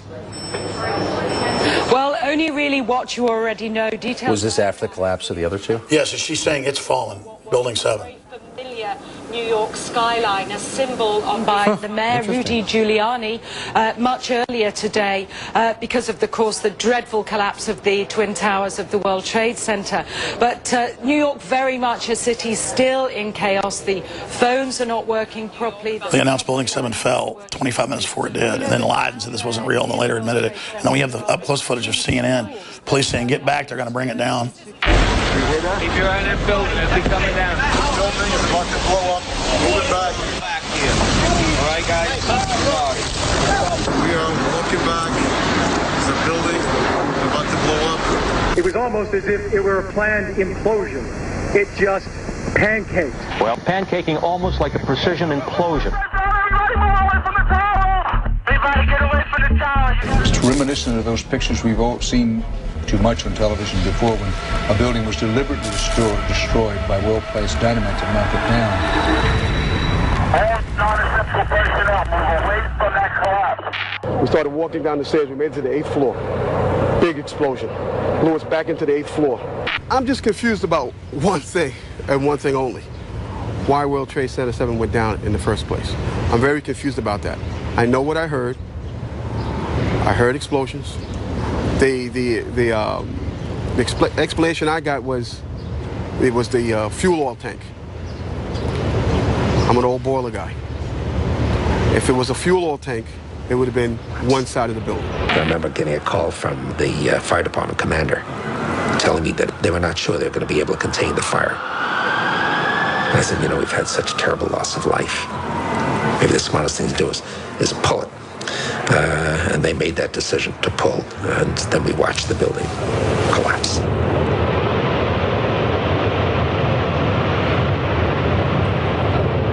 I don't want to put you on the spot here and have the black helicopters come after you, Tucker Carlson, but what do you think of that? You know, I'm not a structural engineer. I think it's upsetting to watch it. I remember when that happened. I mean, look, I have no idea. I don't know anything. I mean, I don't understand how buildings collapse. I don't understand how Building 7 collapsed. I find it really hard to believe that the U.S. government was in league with Al-Qaeda. I just don't believe. If evidence emerges that they were, I'll be the first one picketing the White House. What do you think of the open funding of Al-Qaeda to blow up churches and things in Syria? You're talking about arming the Syrian rebels? I think it's completely crazy. All right, so that's Alex Jones offering the red pill to Tucker Carlson. Stay tuned. We're going to have the conclusion of that interview. We'll be right back.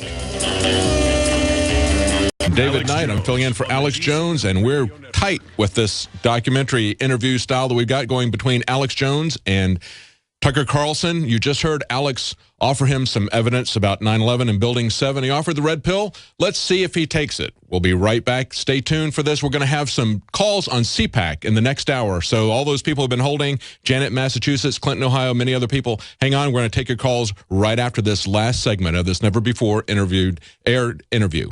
Stay tuned.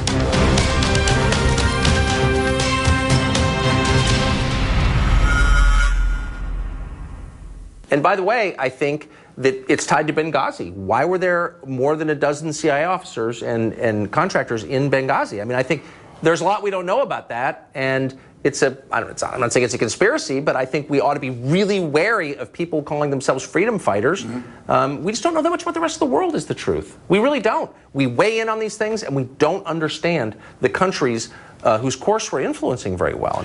Well, I think we agree on one thing, and correct me if I'm wrong, that they've certainly used this, as Rahm Emanuel said, this crisis. Yes. They've not let it go to waste. You never want a serious crisis to go to waste. And what I mean by that, it's an opportunity to do things that you think you could not do before. They've used all these threats. Of course. And no one denies that there aren't radical Muslim extremist terrorists out there. But bottom line, that threat's being used to overthrow our republic and our free system. Why not just say, hey, you want to come after us? Come after us. We'll strike back at you, not fundamentally overthrow our system. I totally agree. What happened? I like the Rudy Giuliani September 12th posture, which was, we're Americans. We have huevos. Like, we're not going to be intimidated or afraid. That's who we are. We're not going to cower behind concertina wire. And I wish I could opt out of the system. I'm comfortable with risk. I'd be willing to take more risk in my life if I could have more choices. I would. Tucker Carlson, thank you so much for this in-depth interview. You've got courage coming over here to the studio. I think we've had a really good interview, and I appreciate you coming in and coming on the radio show. In closing, what are some of the top stories you think were most important versus the 2 or 3 stories that end up being the biggest thing that thedailycaller.com's ever broken? You know, I mean, you have the same life where you're just constantly involved in news cycles. It's hard even to think about last week or next week. We broke a story yesterday about the VA destroying claims of returning veterans trying to get their benefits and destroying claims because they couldn't deal with the backlog, so they just flushed them down the toilet. I think it's a metaphor for the way government, in the end, when it gets too big, treats people, you know, like numbers and mistreats people in the end. But the NSA story, for me, is the biggest story of the year by far. It's the biggest story of the decade. Because they lied about it and said they weren't doing it. Reading my email is not going to make America safer. It only curtails my freedom, and it's scary. Now it's come out, as you know, and we knew this years ago, that the government agencies are taking snapshots off the webcam of all sorts of people for blackmail material. Well, I don't know anything about blackmail, but I do know that my tech guys, when we first started the Daily Caller, all put gaffer's tape over their cameras. And I remember saying, what are you, some kind of nutcase? Like, you think people were watching you? And they said, actually, people could commandeer your camera. I don't have masking tape on my computer yet. But come on, you're on the White House enemies list. I hope so. No, I'm trying hard. What are you talking about? You got Media Matters that's run by them coming after you. Yeah. Drudge and me. Let me just say, final thing, the one piece of good news is, as you pointed out a minute ago, these people may have bad intentions, but they are incompetent. And their incompetence is the one thing that keeps us safe. Well, I used to always hear this incompetence theory, and I would just throw it completely out back when I had like 6, 7 crew members. Now that I have like 40. Yeah, exactly. Now I know how the world works and all these kids. It's like, my God, it's hard to organize stuff even when you know what you're doing. So exactly. I hear what you're saying. Tucker Carlson, dailycaller.com. Thanks for coming in. Thanks, Alex. I appreciate that. That was fun. Right, thanks a lot. All right, folks, that's it for this special edition of InfoWars Nightly News. A big in-depth talk with the man formerly known as Mr. Bowtie. Now he wears, a Patagonia shirt? Or something like that. Something like that. All right, we'll see you back here tomorrow night, 7 o'clock Central. And remember, if you're watching this transmission, you are the resistance. All right, you've been listening to an interview between Alex Jones and Tucker Carlson of the Daily Caller. First time it's ever aired, but you can now see it. If you missed any of that important interview, check it out on YouTube, Alex's channel. Welcome back to the Alex Jones Show. I'm David Knight, filling in for Alex. And in the last hour, we've been airing for the first time an interview between Alex Jones and Tucker Carlson of the Daily Caller. Also, you'll see him as a commentator on many, many mainstream media programs. It was a very good interview. It's now up on YouTube. If you missed any of it, check it out there. Alex offers Tucker Carlson the red pill, gave him a lot of evidence about Building 7 and a lot of things, a lot of testimony from various people. They also talked about the trade-off between liberty and security. Are people willing to accept that trade-off? Of course, we've talked about that many times. If you give up your liberty for the promise of security, not only are you going to not get that security, you never get security when you give up your liberty. You just become a slave. Slaves do not have security. So to whatever degree you're going to take that deal, that's the degree you're going to be a slave. But we've had a lot of people hanging on. Just before we started airing that interview, we were talking about CPAC and the various speakers who've been presenting there, the Republican Party.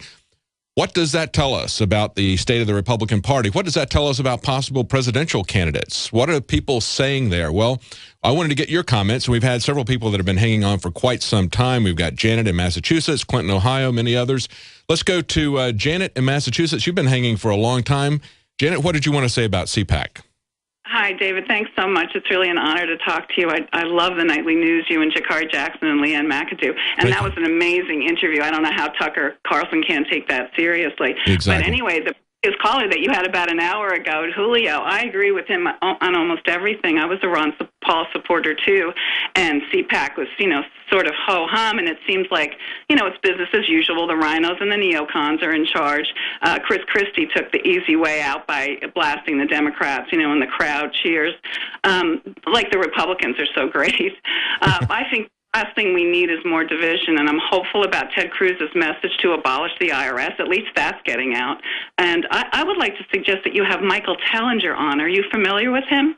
No, I'm not. He started something called the Ubuntu movement, and he's running for president of South Africa. His platform is we should do away with our current economic system. Money, it's not about a new world order currency, but he says money is what's enslaving us, and we need to find common ground and stop alienating each other. So I'm hopeful.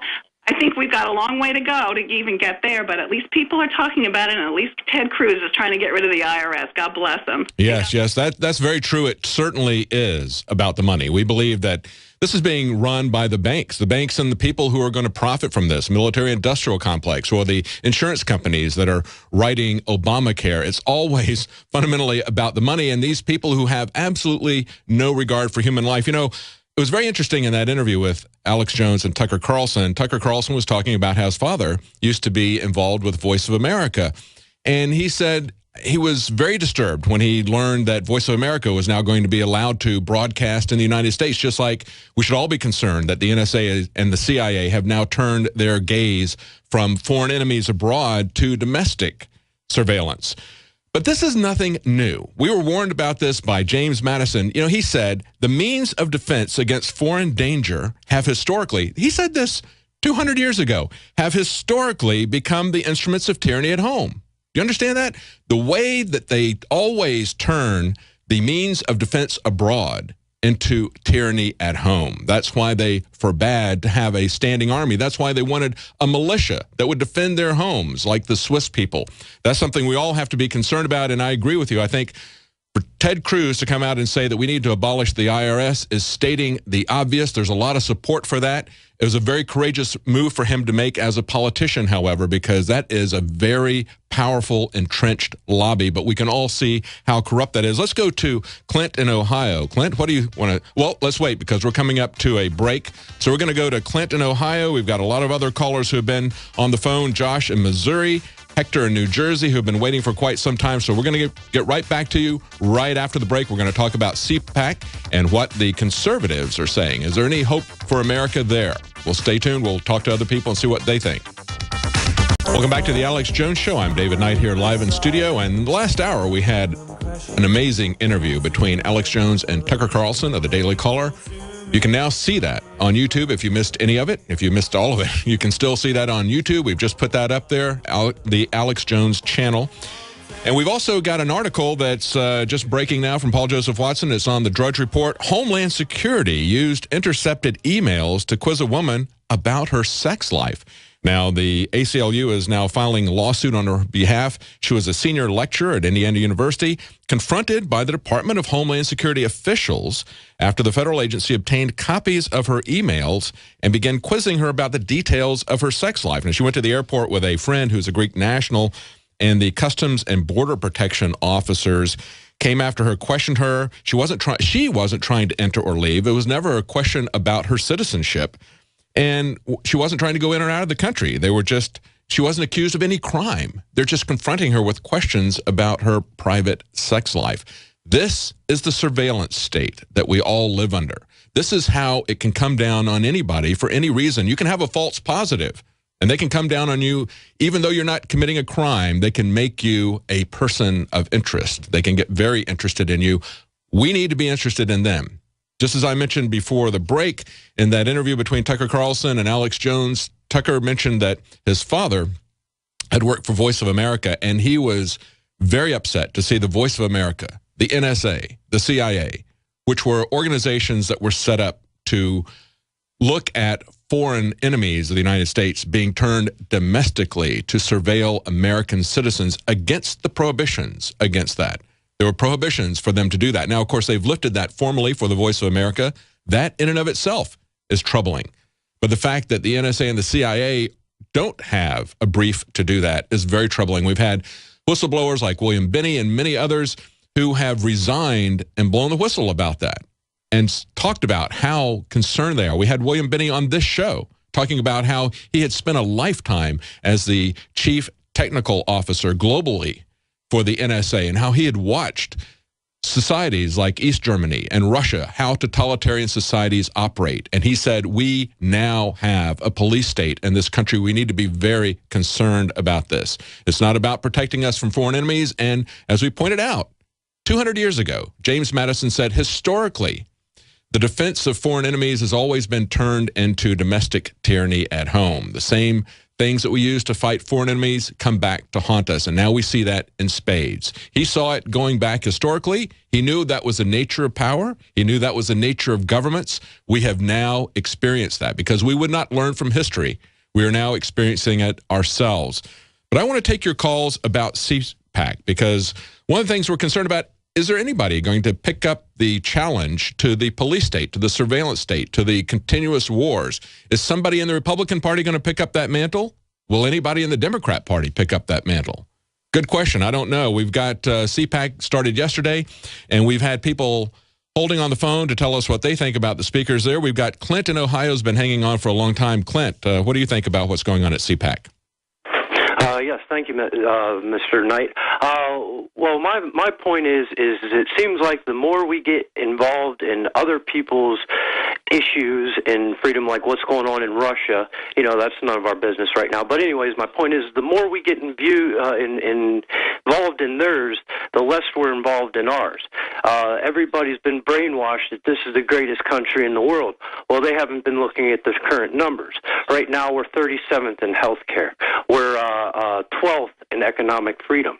And it seems like the more they make us look outward, the more rights they take inward. And I hope that this new Libertarian Party spends the first 4 years repealing all these laws and executive orders and stuff that has been put in place to oppress us, and then spends the next 4 years trying to get the economics up, because after the first part goes down, the second part will rise. That's like the Free Trade Act. That's what totally demolished this country. Well, it remains to be seen. We hope that there's going to be a rising libertarian faction. There certainly is a neocon faction that is pushing back against that. And we've seen a lot of people from John Bolton to Marco Rubio saying that we still need to be the world's policemen. We need to be engaged. And according to them, that means that we need to get involved in every conflict around the world, including getting involved with Russia and the Ukraine, as Obama is doing. How is that making us safer? It's not. And yet they're complaining that Obama's not doing enough. Obama's doing way too much in that area. When he put out an executive order in the last couple of days blocking anybody who was critical of what's going on in Ukraine, critical of the new government in Ukraine, he blocked those people from coming into the country. One of the things he said is, we don't want people who are going to undermine democracy in the Ukraine. Well, how about people like him, who undermine democracy in America. What do we do about that? What are the Republicans going to do about that? Do they even care, or are they just going to play to their same base and the same issues? Now, yesterday we heard something a little bit different. Let's play this clip from Ted Cruz. He said something that you haven't really heard the Republicans say very much. He had a couple of things to say. Let's play that short clip. Now, I do have to start with a bit of bad news this morning. I'm sorry to tell you that by virtue of your being here today, tomorrow morning, each and every one of you is going to be audited by the IRS. How many of y'all have your cell phones? I'm going to ask you to please leave them on. I want to make sure President Obama hears everything I have to say this morning. We need to abolish the IRS. That's right. When the IRS is openly auditing political enemies, remember, that was what Richard Nixon got impeached for, and he should have been impeached. But we see the IRS doubling down on that. We see the IRS and Obama unashamed about the fact that they've been caught doing this. That is the corruption that we see coming from this institution, as well as using the IRS as the enforcement arm for Obamacare, hiring, I think it was 17,000 new IRS agents in order to get Obamacare, the burden of that new tax, according to the Supreme Court, on us. I hope that things will change. I hope we get to the point where, you know, he was throwing these things out as kind of a joke. You know, he says, I want you to leave all your cell phones on because I want Obama to hear every word of what I've got to say. And they laughed. And he meant that as kind of a lighthearted joke. I don't want to take it too seriously. But you know what? When people can no longer laugh at that, when they get angry about the prospect of that, then they will really understand how dangerous this is. William Binney and other people at the NSA, William Binney had worked for decades for the NSA. He was a top technical person at the NSA. He knows exactly where this leads. He was angry. He put his life on the line. He put his career on the line, his pension. All these guys who were whistleblowers for the NSA, they all did that. They take it very seriously. They understand how important this is. But the American public, even though people are talking about it, they still don't understand exactly how important that is. Let's go to Josh, Missouri. Josh, what do you think about these CPAC speeches that you've seen? Hi, David. How are you doing today? Doing good. How are you? Yes, Marco Rubio was talking about a new American century, and it's funny how that's the exact same document where they mention a new Pearl Harbor so we can get into these, you know, wars overseas and all this. So it just seems like a lot of these, you know, mainline Republicans are serving the same agenda about getting us into war and stuff. And I think that people really need to get behind Ted Cruz because at least he's trying to stand for liberty, trying to stand for the Constitution, and trying to stand for something that will make a change in this, you know, country. It's just craziness what's going on. That's right. He's been unafraid to call it what it is. He's called these actions evil. He's talking about actually doing something that's really going to make a change. You know, people don't realize it, but you can actually get rid of the income tax, and you don't really have to roll the government back very far in order to make up for the loss of revenue, because most of the money that we're funding this government on is borrowed money from future generations. People don't realize that, but the IRS has never been fundamentally about revenue. It's always been about controlling you. Whether they're using it as a political enemies list, whether they're coming after Tea Party groups, or whether they're just putting out these carrot and stick policies to control your individual behavior, to make you buy this or engage in that activity and not engage in this other activity, whether they're trying to steer you in different ways because there are people, large companies that have come to Congress and said, we want you to steer people to buy products from our industry.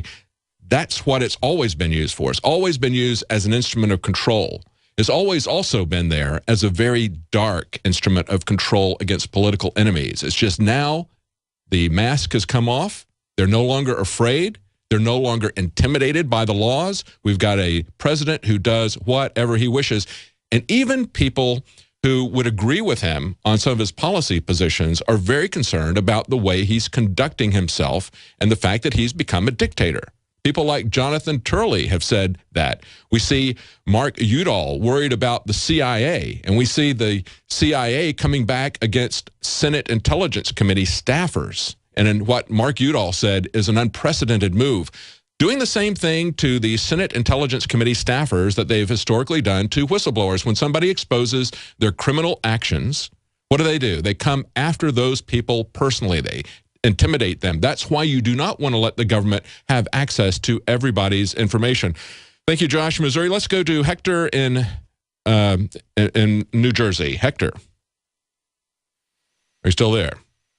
Let's go to Raymond in Kentucky. Raymond. Yes. Hello? Yes. Go ahead. What do you think about CPAC? I'm just now really starting to get into being awake, and thanks to Alex Jones and everything. So my question is, like, when he speak and you speak, and when y'all say like globalists, who are like the top globalists, the most dangerous people right now behind the scenes that are calling shots? Well, we've got you can see what's happening if you look at the people who are fostering and funding this revolution in the Ukraine. Hang on, we'll be right back. We'll talk about that a little bit more right after the break. Stay tuned. Welcome back to the Alex Jones Show. I'm David Knight filling in for Alex. Now, this half hour of the Alex Jones Show is brought to you by My Patriot Supply. We're seeing attacks on our freedom like we've never seen them before, but we can secure our independence by breaking free from the confines of their systems of control. The path to liberty starts with attaining a level of self-reliance. My Patriot Supply is a home of a wide variety of survival products, including the Patriot Pantry line of emergency food storage products. It's delicious, nutritious, and prepares in minutes. Patriot Pantry offers amazing variety, great taste, and it's packaged to last for up to 25 years. Visit mypatriotsupply.com/Alex today to experience their top-rated customer service, top-quality products, incredibly reasonable prices, the products you need, the service you expect, the price you can afford. Visit mypatriotsupply.com/Alex today. Now, coming up in the next segment, we're going to have a special report about estrogen mimickers. Do you even know what they are? Do you know how to block them? We're going to talk about how you can using natural herbs coming up in the next segment. But right now, we're taking some calls about CPAC and other things. We just had a caller. Are you still there, Raymond in Kentucky? Yes, I'm still here. You had just asked me, who are the globalists? Well, if you want to know who the globalists are, look at the money. Follow the money. Look at the 1% of the 1% that go to Bilderberg, for example, or to the Council on Foreign Relations. Look at the people who run those organizations, people like Henry Kissinger and Zbigniew Brzezinski. These are the guys who essentially ran the Nixon and Carter administrations. But you've got people who are profiting from the military-industrial complex, the people who are writing Obamacare, the insurance companies who want to profit from that. There is this, some people will call it a crony capitalism, but it's actually much more than that. And I would suggest that you take a look at the history of the Bilderberg Group as well as CFR. Bilderberg, their very first meeting, they plotted the European Union and the Euro. That was when they began, and we now have some of the notes of those meetings.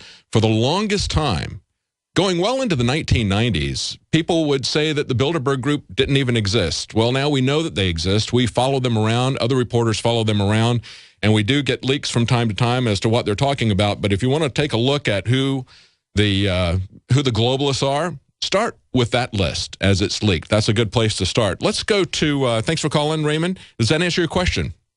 Yeah, yes, it pretty much. I just always hear people always complain about Obama this and he done this and done that, but I know that it's other people probably behind him just calling shots, and I feel they need to be brought out, and Absolutely. I said earlier in the show, if you want to really see what's going on, look at the fact that up against Obama, they put John McCain. Now, I'm sure John McCain was really excited. He thought maybe he really had a chance, but they had that thing so skewed. I mean, they put a young, energetic black guy who could offer hope for real positive change. They put him up against this old, tired, angry white guy who was a fossil of the establishment for generations. Everybody knew he was going to keep things exactly the way they were. It was rigged from the very beginning, but look at what's happened after Obama becomes president and John McCain is still there. He's the one that's going around to the places where they're trying to foster unrest and wars. He's going to meet with Al-Qaeda in Syria. It's John McCain who goes to meet with the neo-Nazis in the Ukraine. I mean, he's part of that group. He's doing their bidding. It's an insider club. They have the guys who are president. They're really doing the bidding of these guys who really have the money there. Well, thank you, Raymond. Let's go to another Raymond in Illinois. Raymond. Illinois, are you there? Yes. Yes, sir, I am. And this is in regards to what you're talking about. I don't think we should be the police of the world. And I have a quote here that I wrote down by Thomas Jefferson. The people of every country are the only guardians of their own rights and are the only instruments which can be used for their destruction. It is an axiom in my mind that our liberty can never be safe but in the hands of the people themselves, that too of the people with a certain degree of instruction. That's right. That's right. We see over and over again the U.S. trying to support the idea that we go abroad seeking monsters to destroy, saying that we're going to give democracy to these people. They need to get it for themselves. We need to fix it here at home first. Why don't we fix what's wrong with America before we start trying to fix everybody else's problem, don't you think? You're absolutely correct, sir. Well, thank you, Raymond in Illinois. Let's go to Frank in Nebraska. Frank? Oh, happy Friday. Yeah. About that CPAC, well, Marco Rubio has been visited quite several times and is very much, excuse me, in cahoots with Mr. Dick Cheney. Oh, yeah. Oh, yeah. He's also in with McCain and with Lindsey, Miss Graham, out of South Carolina. You see him in agreement with them on immigration as well as on the neocon foreign policy. We'll be right back. Stay tuned. We got a special report coming up about estrogen mimickers. You need to understand how that affects your health and the health of your family. We'll be right back. We're on the mark. Welcome back to the Alex Jones Show. I'm David Knight filling in for Alex today, and we've been talking to callers about CPAC. What do they think about the speeches that they've seen there? Do they see any changes in the Republican Party? Does it look like the leaders are starting to recognize that the people have basically had it with wars? That that's a losing position to say that you're going to now be the policeman of the 21st century worldwide. It looks like there's a lot of conservatives like Marco Rubio who don't get that, although we see some positive stuff coming from people like Marco Rubio, and we have a speech coming up this afternoon from Rand Paul. Hopefully there'll be some hope there that we'll have somebody that we can support in the upcoming election. We have to get engaged and involved early. I still believe that most of the change is going to come at the local level. We need to stop looking for a savior that's going to make everything right at the national level, but it's still very important. I think it's interesting at CPAC we see that Mitch McConnell, who really does represent the old school Republican establishment, he brought a gun to CPAC, and he walks in, holds a gun over his head. It looks like it's a flintlock rifle. And they said that the moment that he held that up was the only time that the audience cheered loudly during his 5 minutes on stage. I think they were cheering the gun and not Mitch McConnell. And that's the problem with the Republican Party. If they're going to exclude the Tea Party group, if they're going to exclude libertarians who want limited government, they're going to find themselves as the minority party. We have to change the complexion of at least one of these parties. Hopefully we can get people on the Democrat side as well. So we're going to take some more of your calls. Hector in New Jersey has been hanging on for quite some time. We're going to come back to him. If you want to call in, it's 800-259-9231. That's 800-259-9231. What do you see? What do you make out of these speeches that we see coming out of CPAC? Now, right now I want to play for you a very important investigative report. Do you know what estrogen mimickers are? Do you know how to block them? Even more importantly, do you know how to block them using natural herbs? That's a very important question for your health and for the health of your family. You know, we support this operation with the products that we sell that help you to take control of the self-reliance of your family. It's a win-win situation for both of us. But whether or not you buy our products, you really need to understand the threat to your health, the threat to your family's health that estrogen mimickers present. So here's this special report.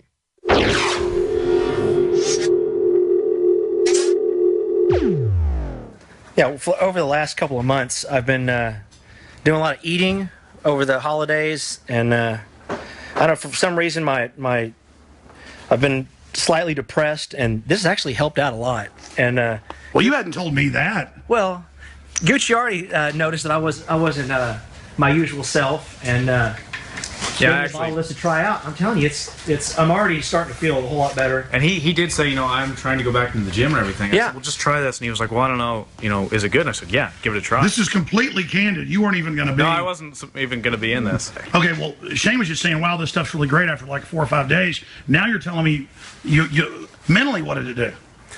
I'm a lot sharper, definitely. And I'm in a whole lot better mood. And I'm actually wanting to go do some like before pictures to see what over like the next 4 or 5 weeks we'll do. So you're really going to do this? I'm really going to do this. Okay, because you know I've known you since high school. You're on the gun show with us, and I'm just glad that Gucciardi gave you a bottle of that. No, but I was interrupting you earlier. What did you immediately feel when you were doing it, and why do you want to do this? Well, I was actually just trying it out. I wasn't really expecting anything from it, and after probably 3 or 4 days, I was in a better mood, and I was, you know, wanting to go to the gym. Steiner, we're going to see what happens in a month and in 2 months. Any final thoughts? And we're doing this. I guess I'm going to have to start going to the gym now. The video you just saw was shot on Anthony Gucciardi's iPhone 5 weeks ago. And it was totally impromptu. We were talking about the rave reviews we were getting from listeners and viewers about super male vitality. And my friend Shane Steiner, who does a gun show with us, was here, and he's a fitness enthusiast and was getting ready to hit it really hard in the gym again. And he said, you know what, let me try it. I mean, I'm sure your products are good, but let's see what it really does. And so I said, fine, let's shoot a video on the iPhone, and if you have a big effect, you have to promise to come in and endorse it.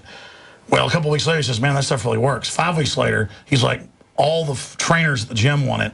What the hell is in it? Well, we're going to talk about that today, but bottom line, it is concentrated organic herbs and other compounds, cold pressed and then purified, and that's why I can only personally take half the dose. Now, I've been doing mainly cardio, and even my high-stress life, everybody can see I've lost some weight and gotten a lot healthier. It just helps me work out, jog further, everything. It's done wonders. But joining us to talk about it is Anthony Gucciardi, who helped develop it with Dr. Group. Anthony heads up one of the largest health sites in the world, Natural Society, also the news site, StoryLeak.com. And, of course, Shane Steiner is a good friend of mine since high school. And it's just exciting to see the dramatic results that he's gone through in just 5 weeks. He's going to be back in here with us again in another 5 weeks to see what the Super Male Vitality has done. Shane, thanks for being the guinea pig, buddy. Hey, you know what? I was telling Gucciardi that had we not been friends, I probably wouldn't have tried it. I mean, because I've tried every supplement that there is on the market, but as soon as I started taking the Super Male Vitality, I was in the gym, you know, I would work out twice as long and twice as hard, and so I started handing it out to trainers and stuff at the gym, and they are like calling me, asking me like, hey, can you get me some more? So it's really helping out. I take this first thing in the morning, and it gives me a pick-me-up. And it doesn't get me wired like coffee does, but it gives me a mental boost. I mean, we only brought out 3 products in 8 months. That's because I went to all the experts. We're still trying to find more products. We just can't find something good enough. I mean, most people cut corners. We could put $1 worth of stuff in a bottle and sell it like the big brands do. This stuff's costing us like $10, $15, $20 a bottle just to get the raw herbs and then concentrate them. We've gone the extra miles to bring people the best. But again, it's not just for weightlifting. It's not just for overall health we found. It really is vitality. What's happening here? Well, you know, we could talk about the research for 5 hours, 10 hours, 20 hours. So there's voluminous amounts of research as to what's going on here, the natural production of testosterone, all of it. But I actually wanted to segue into something Shane told me yesterday. He called me up because, again, he was just supposed to come in today to take some photos. This all is spur-of-the-moment stuff because we were amazed by his testimonial. But I was particularly moved by his friend's testimonial because it reimburses this reality that we are helping people with this product. And it is about the high-quality ingredients and everything. Wait a minute, are you allowed to tell the story? Well, are you okay with it? Your friend who took it with... Okay. Yeah, of course. Well, I hope it's okay to talk about it, but Shane told me yesterday, he called me up and he said, hey, man, you know, I've been taking this, going to the gym and taking it in the gym for, you know, physical reasons and everything, but my friend, who's really into powerlifting and all of that, he said, hey, I want some of that because I can see the gains, the muscle gains you're having. But ultimately, he went home and he was texting him, he forwarded me some of the text, about how his fiance is really actually the one who's mostly impressed with Super Male Vitality. The sex life, he said, was just like totally bombshell, and that the physical attributions within the gym and everything, increased strength, all that, were great, but it was really at home where it was making a difference. And that's awesome. You know, if someone's life can be enhanced in multiple ways through this. Well, that's what's exciting is, and again, folks, I just challenge viewers out there, get a bottle. You're supporting the InfoWar, libertarian, constitutional, free speech, Second Amendment, property rights, family. You're supporting this media organization that self-funds. We're not like MSNBC that gets stimulus money or NPR that gets tax money. We're funded by viewers like you buying the high-quality products. I know if you'll just try it, we've not had any bad reviews of this product. People are going, whoa, I've tried other supplements. They didn't do this. What is this? Well, what it is super male vitality. And look, and again, let's just say it. It's barbarian juice. And again, you know, because we're friends, I tried it, and I can't tell you how happy I am that I can honestly say, like, you know, I'll stand behind this 100%. People should check it out for themselves because it's not a joke. I mean, it's not. It's real. You would think that something that allows you to go out and work out really intense, you know, would make you like on edge all day. It actually makes me feel really mellow. When I take it, I can think clearly and I can go in and work out, but I just overall just feel better, and it helps me sleep better as well. Guys, I want to get back to the aphrodisiac effect of this because, I mean, let's not lie to people. There's a lot of chemical stuff out there that does the same thing but has a lot of side effects. This, quite frankly, has a bigger effect on women. And before we started shooting this today, you were saying your buddy's issue was, though, is he's all crazed and fired up now. And she was asking, is there something for me? The truth is, this is even better for women when it comes to libido, is what we found. You have to try it for yourselves out there, folks. Basically, the environment is polluted with estrogen and estrogen mimickers. We're hit on a daily basis, including women. The maintaining of hormone balance is key. If you have proper hormone balance, you're going to have a high libido. Yeah, that's what Group says. It just makes you go back into what you're supposed to be like. Exactly. If this was 1,000 years ago, we'd all be like that. And nothing increases libido like testosterone. I mean, that's what makes men men. When I really knew that it was making a difference is when I would go into the gym and would forget to take it, and I would just be kind of out of it and thinking, what is my deal today? And then I would remember. That's why I keep it in the truck, because I always forget it sometimes, and I'd run out the truck, take a couple dropperfuls, and then it's on. And as folks can see on screen, there he is 5 weeks ago, Shane Steiner, and there he is 5 weeks later, photos taken today.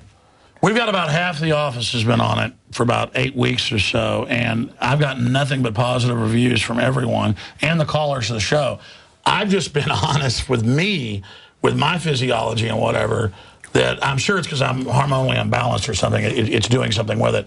I'm just telling the folks that they need to, you know, obviously go slow with it, because it's, I mean, we're not selling placebo Kool-Aid here. This is hardcore herbs. This is not a game. Yeah, you may need to only take one dropper full.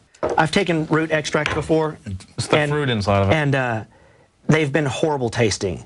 You know why? This is glycerin, organic based. Usually they'll say mix with juice or some other drink so that you can fire it down. This, you can just take it right in your mouth. Straight in the dropper. And so, yeah, that's another great point about it.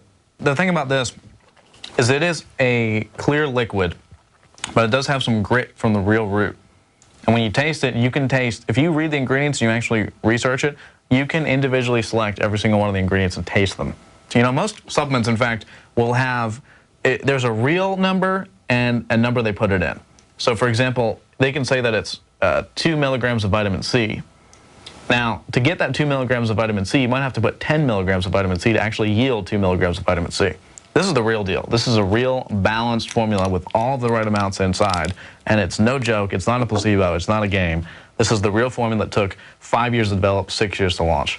Our pledge at InfoWarsLife.com is to only bring you the very best research products. That's why we've only put out 3 in the last 8 months. We could have 100 out right now.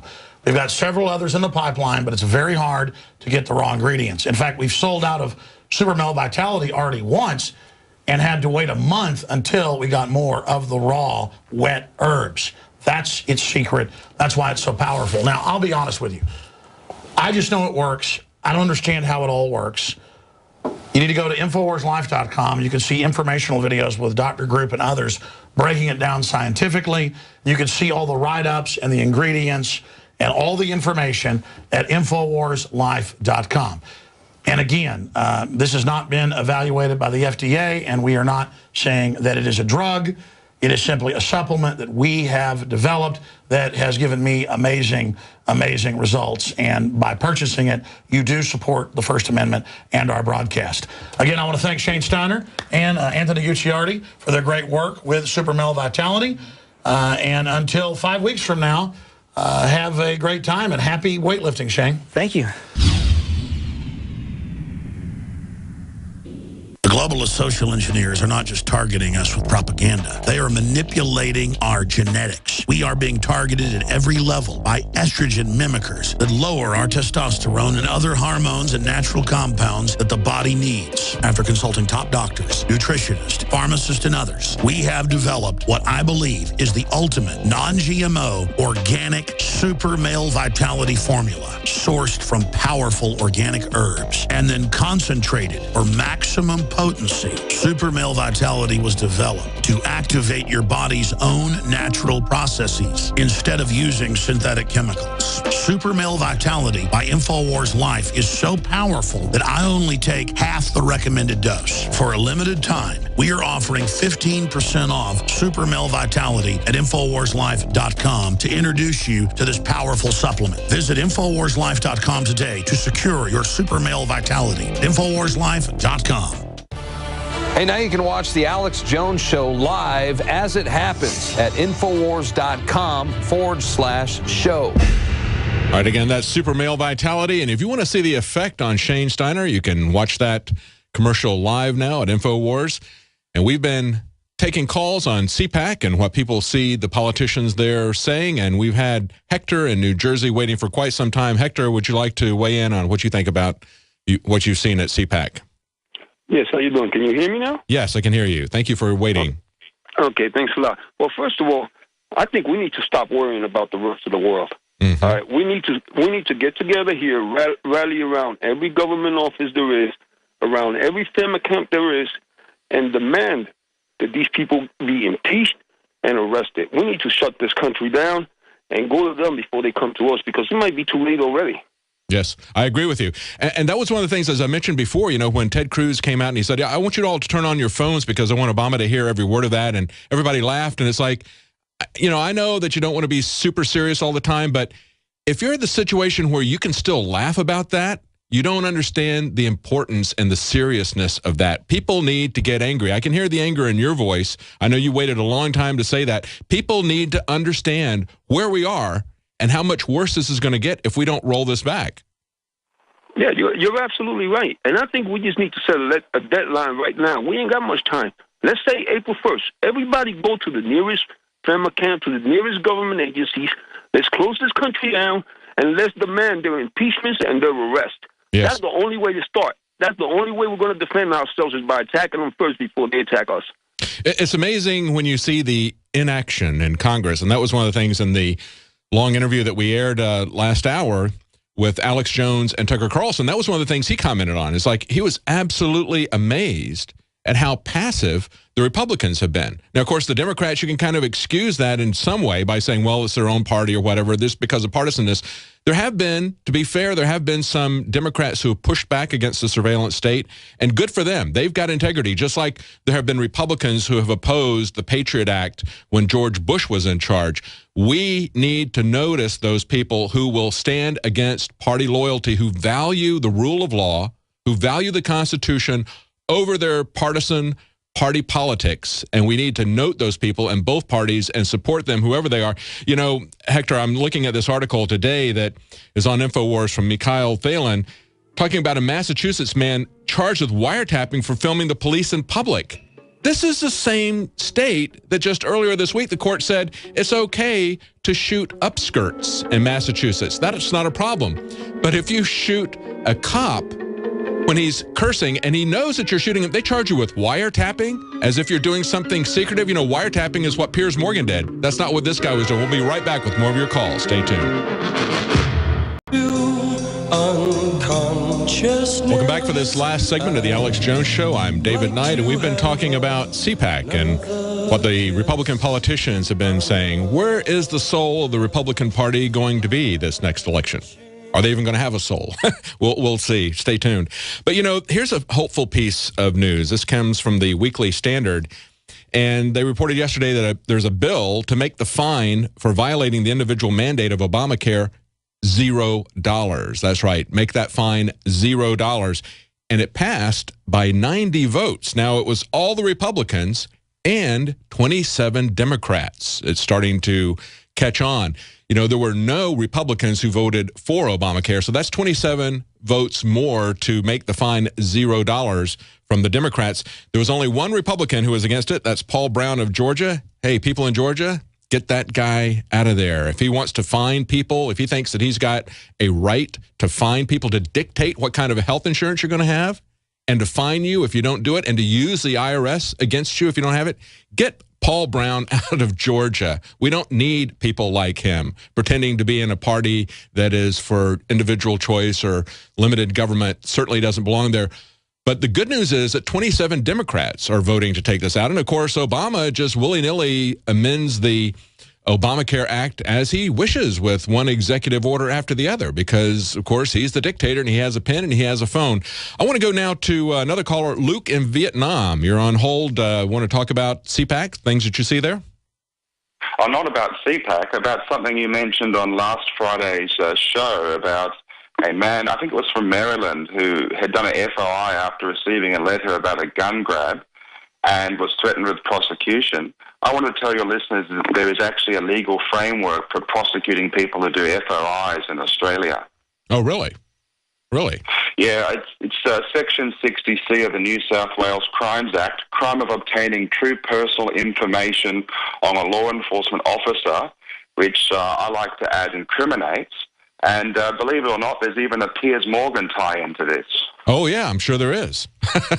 Yeah. He's a poster child for why. You know, that was the thing. You know, you look at this case in Massachusetts where this guy, a 51-year-old guy, here's a cop across the street. I think I didn't look at the video, but reading the description in the article, he sees this cop, or here's this cop swearing, and he yells out to the cop, you know, stop the language, and he holds up the phone and starts videotaping him. They arrested this guy. He comes over to him, starts cursing on the phone, arrests him, charges him with wiretapping because he filmed the police in public, and of course they erase the video so that you don't see it. But that's not wiretapping. The government is telling everybody that there's no anticipation of any privacy for anything that you do in the public, but of course, don't try to film any government actor doing something in public. Wiretapping is what Piers Morgan did in the UK with his newspaper, where you actually eavesdrop on people. You actually go in and tap into their phone and listen to them. That's what our government does to people with the NSA all the time. But you're saying that they've tied in a request. If you get a FOIA request in Australia, that you can be up for criminal charges? 5 years jail under Australia's rarest crime, according to the New South Wales Bureau of Customs Statistics. I did a custom query. 2 convictions before me, 100% conviction rate, no case law. We don't even know the welfare of the people accused of this law. And the tie into Piers Morgan is he actually wrote an article about the officer that I'm accused of obtaining the personal information on. It's in the UK Mirror. Well, he didn't write it. He was the editor of the UK Mirror at the time. And it's called Boosted by a Lesbian Tiff. You can actually get 5 years jail for knowing you're a victim of reverse discrimination, crime of knowing the sexual preference of a law enforcement officer. Wow, that's pretty outrageous. But that's exactly what we see all the time. We see the government coming after whistleblowers when somebody points out something that they've done wrong. Instead of a mea culpa, instead of adjusting their behavior, they just double down and persecute the individual. Well, that's it for today's show. We're going to be back on Sunday. Don't forget to change your clocks. We go into daylight savings time here in the States, and for those of you who are listening abroad, keep that in mind.